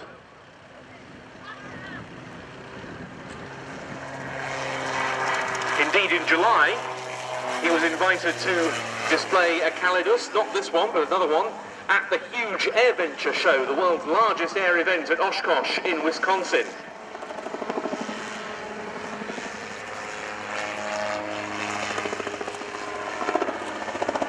Not just auto gyro flying on Peter's resume, he won the 1994 Around the World Air Race in a twin-turbo prop Cessna Conquest business aircraft.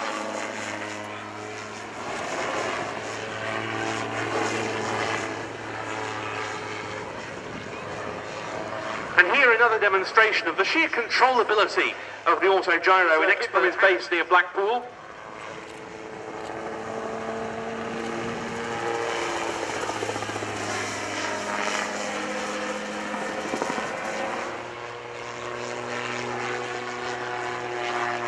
All the means of private flying,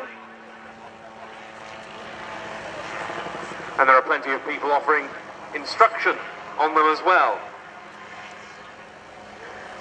His main sponsor currently Air Total.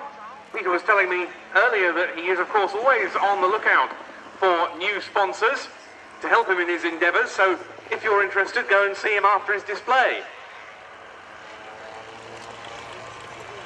He operates under the Gyro Air Displays banner, and they can be found on Facebook and Twitter, so do give them a like or a follow.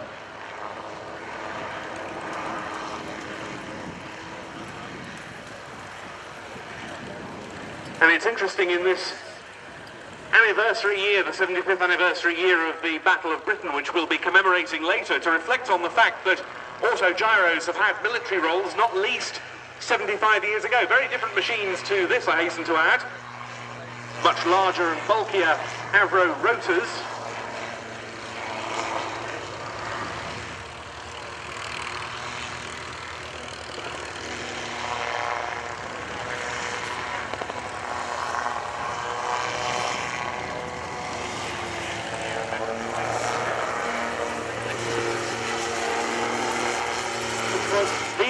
Primary trainer for pilots in the UK and the Commonwealth in the run-up to and during the Second World War.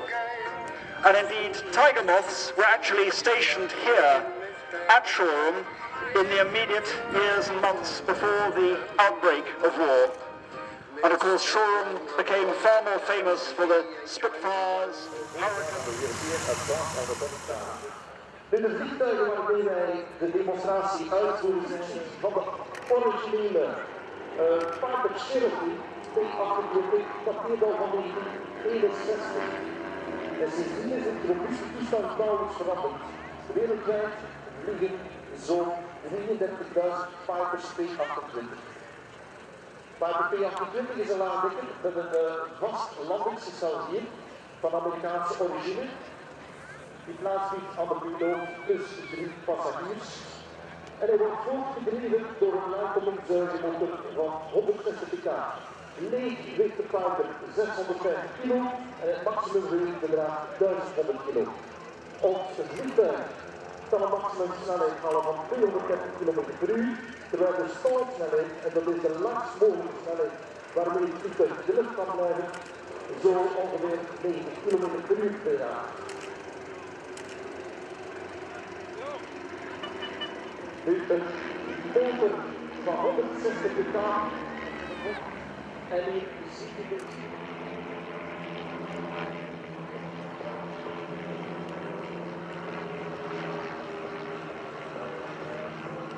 De fighters als het ware met een toon en elkaar verbonden.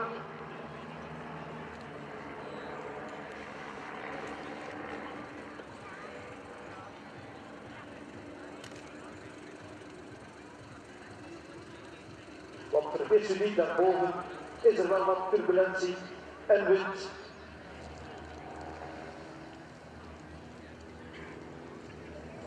En ik laat u even meeluisteren met onze lied Manu, die het signaal gaat geven voor de Titan break met een 2 seconden interval.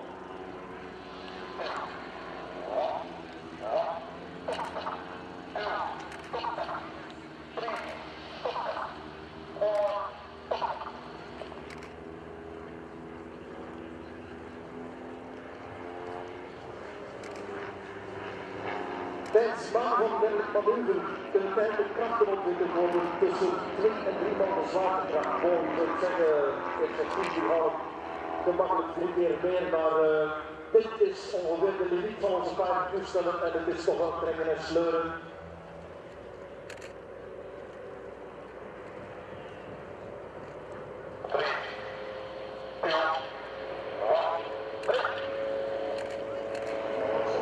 Have your cameras ready, and also we'll turn back to hands of time at the Battle of Britain Memorial Flights DC-3 and the Australian Boomerang aircraft, Warbirds, before we see another team take off, the Red Devils, as you know so well, and then back to helicopters with the Seaking NH90.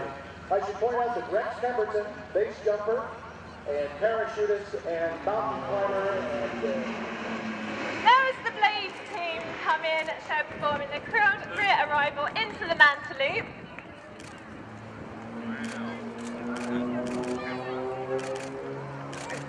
As I said earlier on, led by Mark Hattie-Catmore as Blade 1 in the top right hand corner, pulling up in the card formation. Now this next manoeuvre is they pull up into the vertical, stall over opposite sides. This is pulling up to about 4G for the champagne fountain.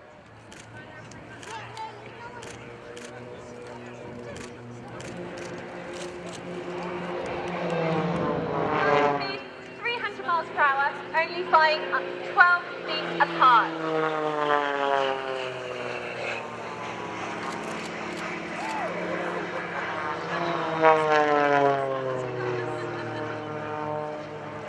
And now for blades 1 and 4 as they're coming towards each other head to head. This is up to a 300 feet. As they pull up into the vertical, they simply pull their throttles off and drop through their own smoke.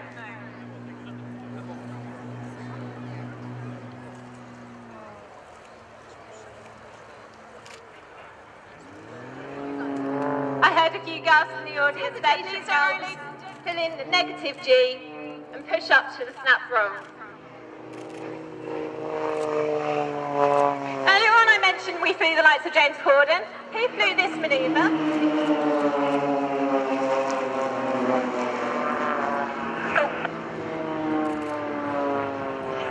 Is Aerobites. Our 2 other sponsors are Lee Cables and Belcom, and our 2 charities that we're supporting this year are Airability and the RAF Benevolent Fund.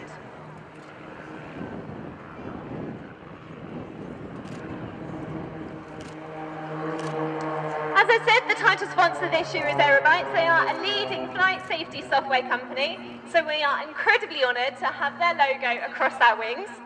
This manoeuvre is dedicated to them, another fantastic opportunity to take those photos. This is the Aerobite Ben.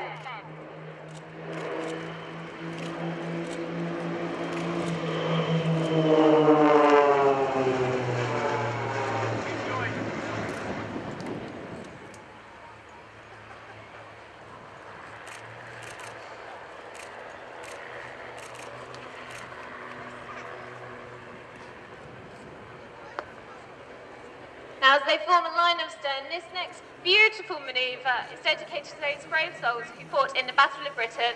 This is the Spitfire roll.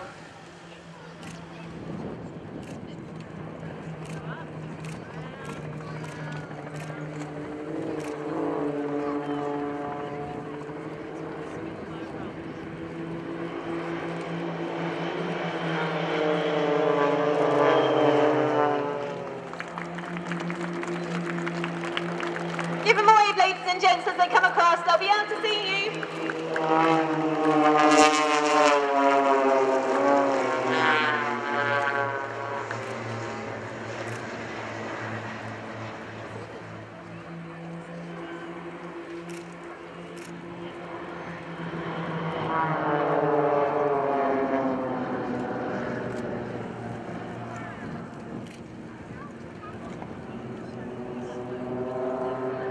I do hope that the Blades manoeuvres today are enticing some of you to come flying with us up at Sywell, Northamptonshire.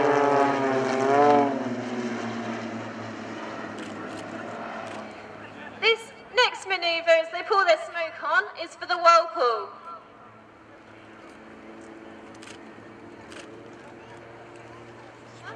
Into the fan brake.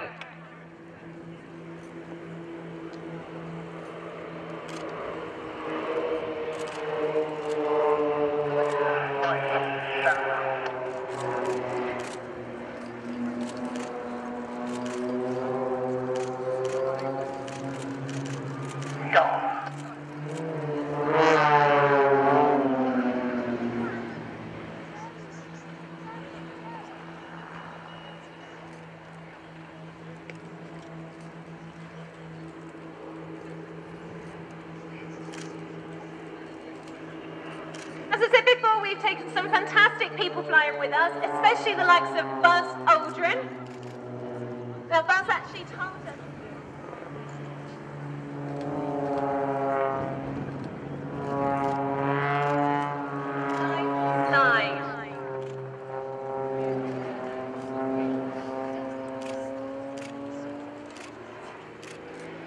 Please give him a wave, ladies and gentlemen, as he comes towards the display line.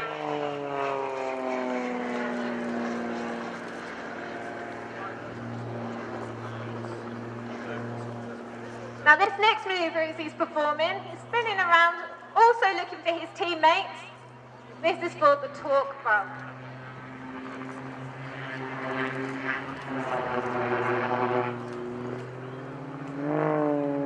Blades 1, 2 and 3 smoke, as blades 2 and 3 fly consecutive loops around blade 1 for the goose and the gutlet.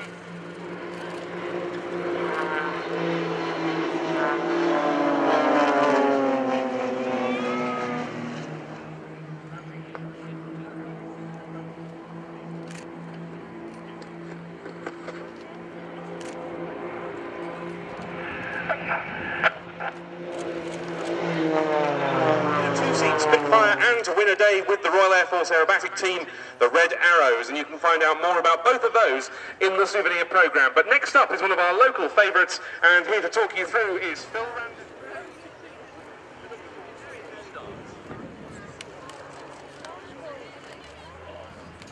Wonderful aeroplanes, but before we hand over to Phil Randall, who is Justin's commentator, a quick reminder please, and come on to the airfield.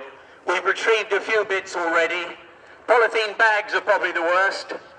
We call them FOD. They give us foreign object damage. 300, the red and blue aircraft, which today you can see parked on the static display.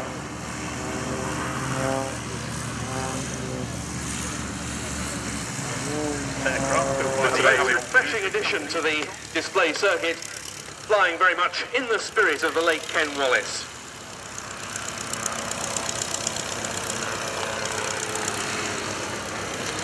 I'm going to hand you straight over to our expert Tiger Moth commentator events at Shoreham. So I'm handing you over now to Tim, himself a Tiger Moth owner who's just flown in. Thank you very much. Good to see major engines in harmony, which is a lovely sound. There they are, starting to get airborne. Jeff Milsom leading.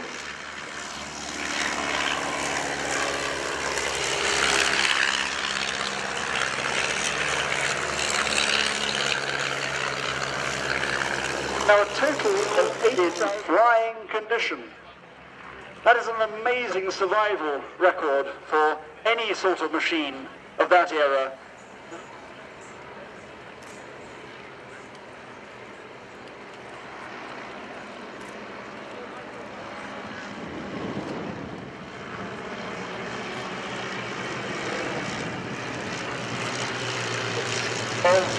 Is top wing backwards, which gives it this distinctive swept look that you can see as they fly over us now from left to right in delta formation.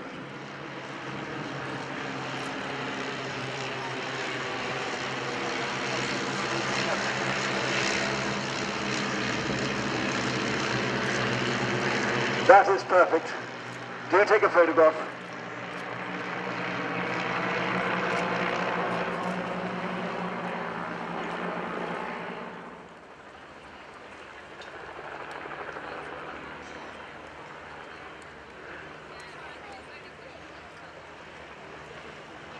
And braking.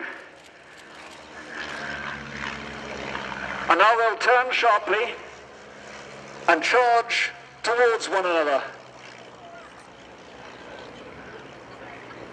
Like a pair of jousters of medieval times, with their lances out in front of them.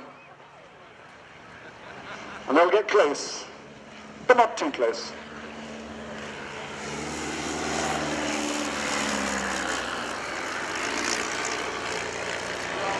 115 miles an hour for the box brake. And braking.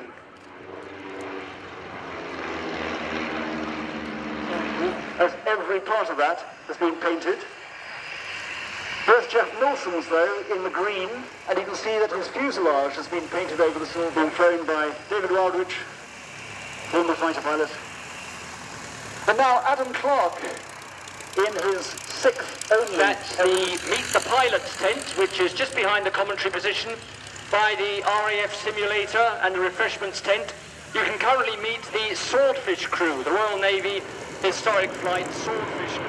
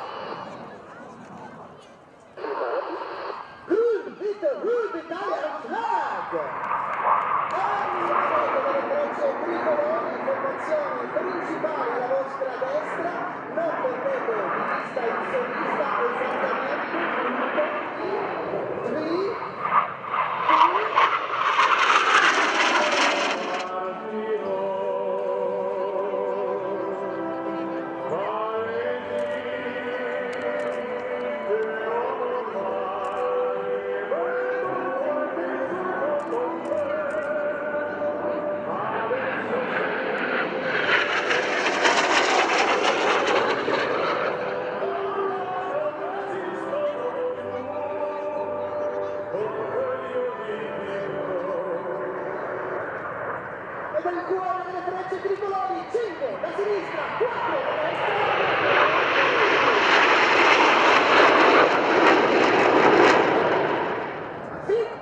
Rock, Vulcan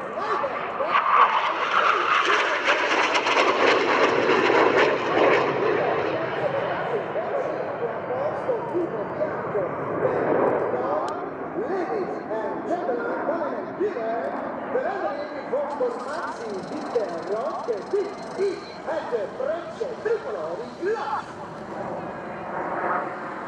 For naked Italians, Belgium. Un ottimo vino italiano che si allontana a sinistra. Frecce Last sono pilot, frecce tricolori, Morenzer, Willing Maneuver, Trage Roll.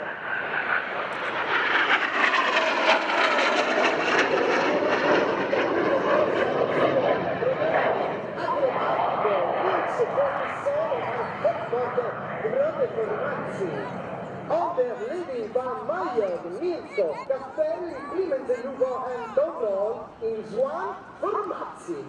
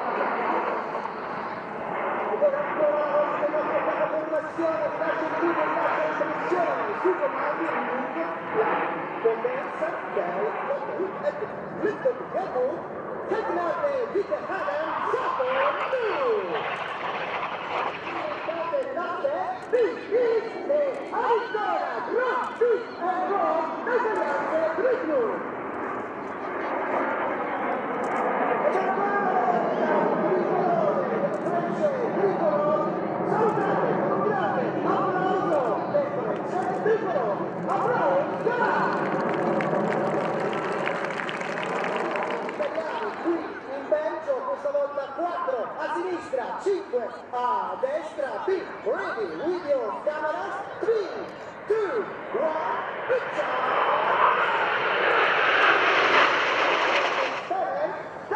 And Peter, on solo pilot, Captain Filippo Barbero. Applause, God!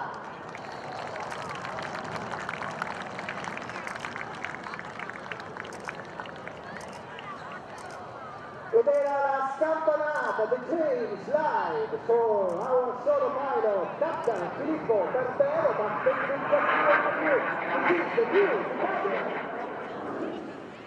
3, 2, hey, Botte, move!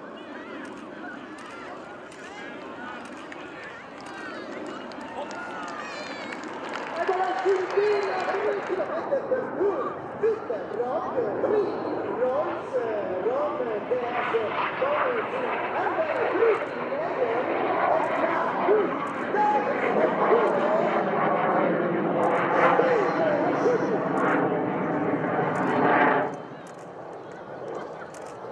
Questo è uno dei pochi jet al mondo in grado di realizzare questa manovra, allora salutate con un grandissimo applauso, era il Lonsovac del capitano Filippo Barbero.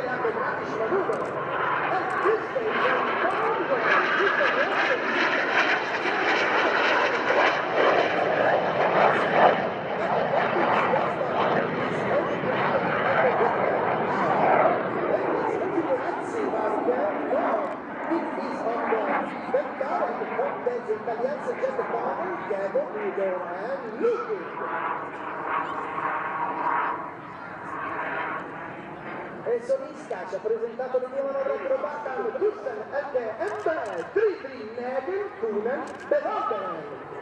3, 2, 1, fuoco,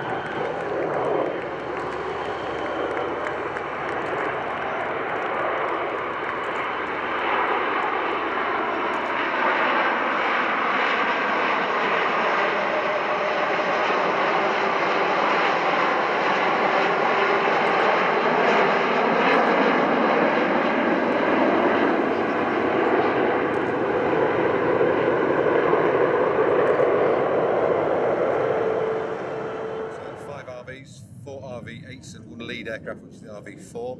That's a smaller one. Flies slightly slower, so we keep up with him as he goes slower. 3 aircraft are based in Swansea, UK. One in Wickenby, which is east of Lincoln, and the other one is Sleip in Shropshire. We all meet up at Lid Sanicole. Look forward to the nice weather, clear skies.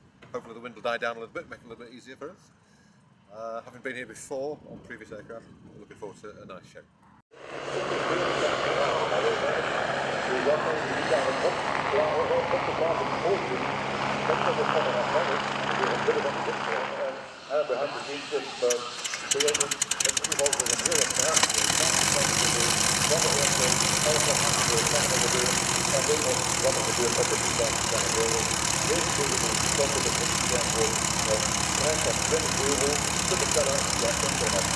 Natuurlijk moet je vandaag moeten kijken wat er van allemaal gebeurt met de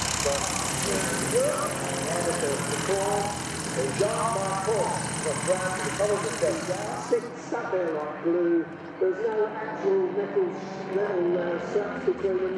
They really do place great demands on the pilots. All these guys hold down full-time jobs. They only do this in their spare time.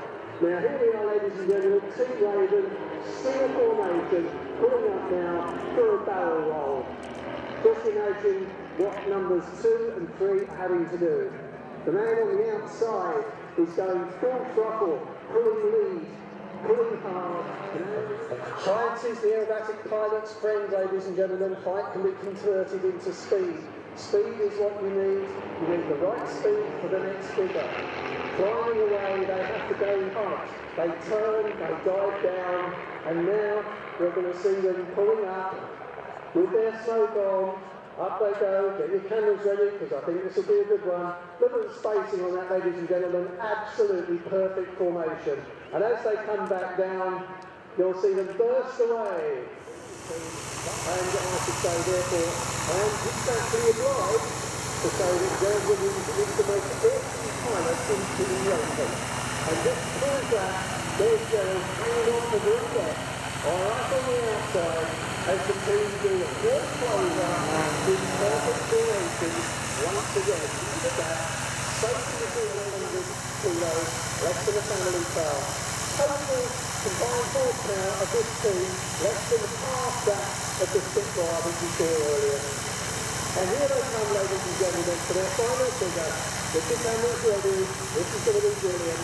Here they come, Team Raven, pulling up now for their fans race.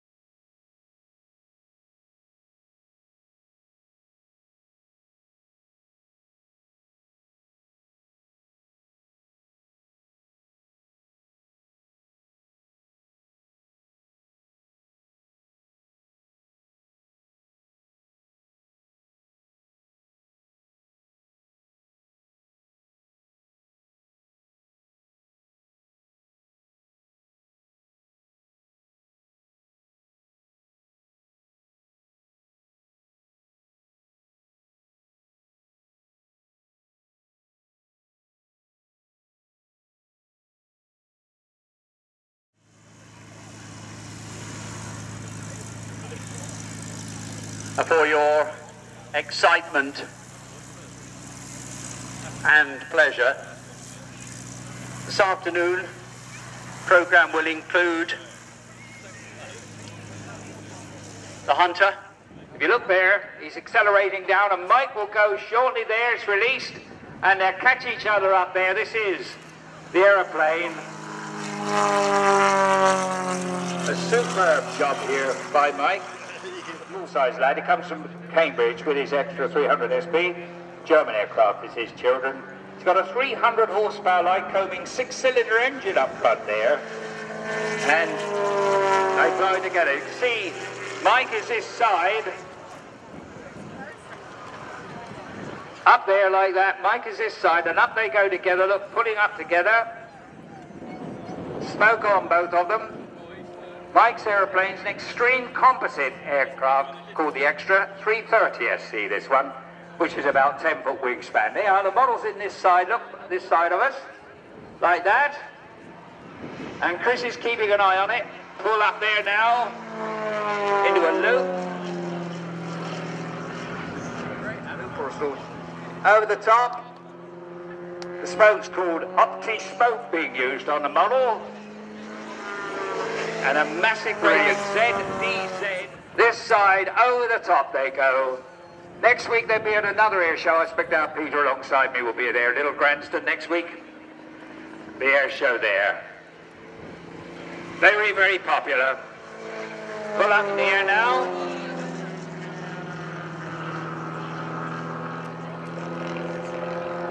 The gear they use is called a Horizon radio. Down together. Very, very popular. Pull up in the middle. Chris Burkett in the full size. Lovely man, he's married. Got a young son. Rolling there, and then watch the torque turn at the top with the propeller turning the aeroplane round. Now it's not quite a vertical aeroplane. You can hear the aeroplane decapitating the propeller as it there the blade. And the flick. Like that. That's Chris Burkett. Very keen. I've got a four-bladed variable friction. Camera now. You gotta believe it is kind of good. Now watch the torque turn off the top. Now this is a bit interesting. Look, they're just sycamoring, it's called. Chris above us. Here comes Chris. Hear the noise of his engine. You're watching a bit of mirror flying. Like that. One's up one way, one's up the other. Mike's behind, Chris in front. That is kind of clever. The ground. There's Chris side slipping. Look. Mike in the front. Like this. He lands. And Chris lands. And you all put your hands together like this. Make some noise. Did you like it? I said, did you like it? So did I. Thanks.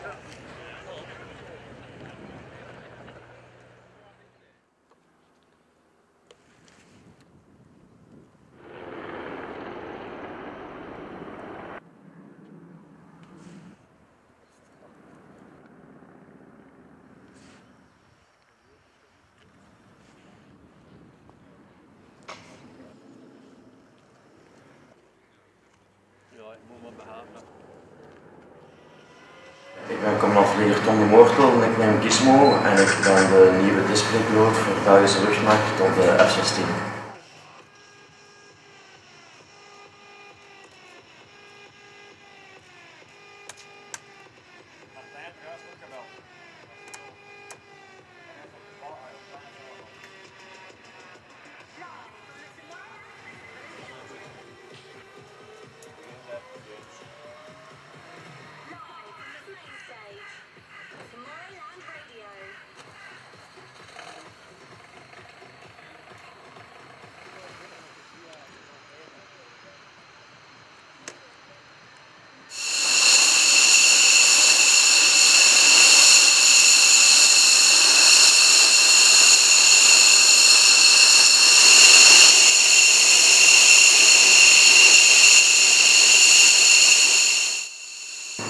Voor de display zal ik proberen aan het publiek de F-16 te laten zien in al zijn aspecten. Dus zowel zeer trage snelheid als hoge snelheid. De snelheid zal variëren tussen 105 knopen en 600 knopen. We zullen ook de beweegbaarheid van de F-16 laten zien en de kracht van de motor. En we zullen daarbij bochten maken van +9 tot -3 G gedurende ongeveer een 10-tal minuutjes.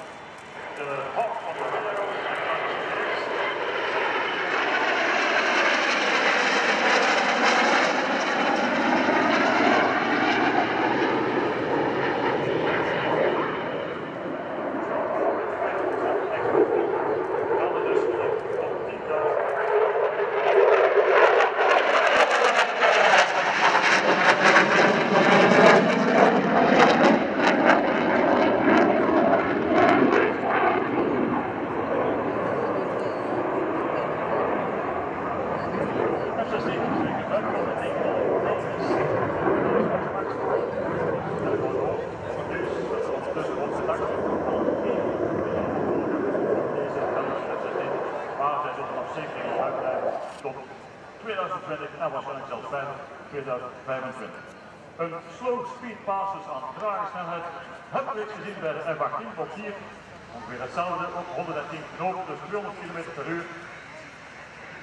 De neus hoog, dus een grote aanvalshoek. Dit is natuurlijk om uiteindelijk extra draagkracht te geven onder de vleugels, onder het vliegtuig, om natuurlijk aan deze snelheid een hand te kunnen blijven bewegen. Hij gaat naar de bovenste hier met een 360 graden opzet.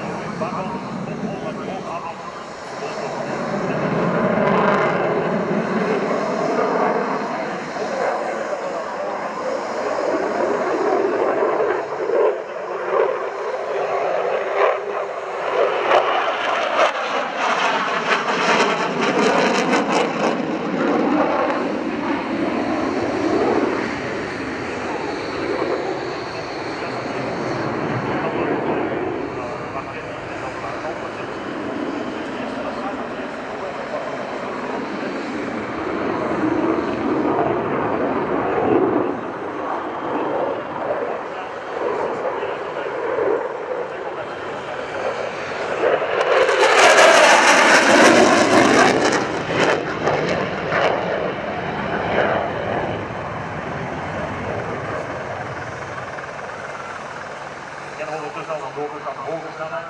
We trekken altijd minder dan de snelheid van het geluid, maar we hebben niet nodig.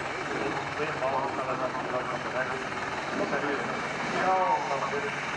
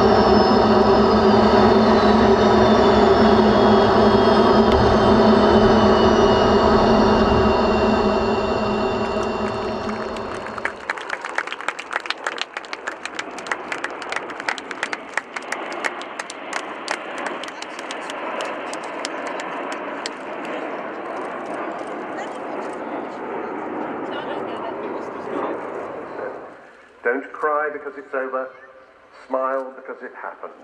Or if you can't manage that, at least smile through the tears.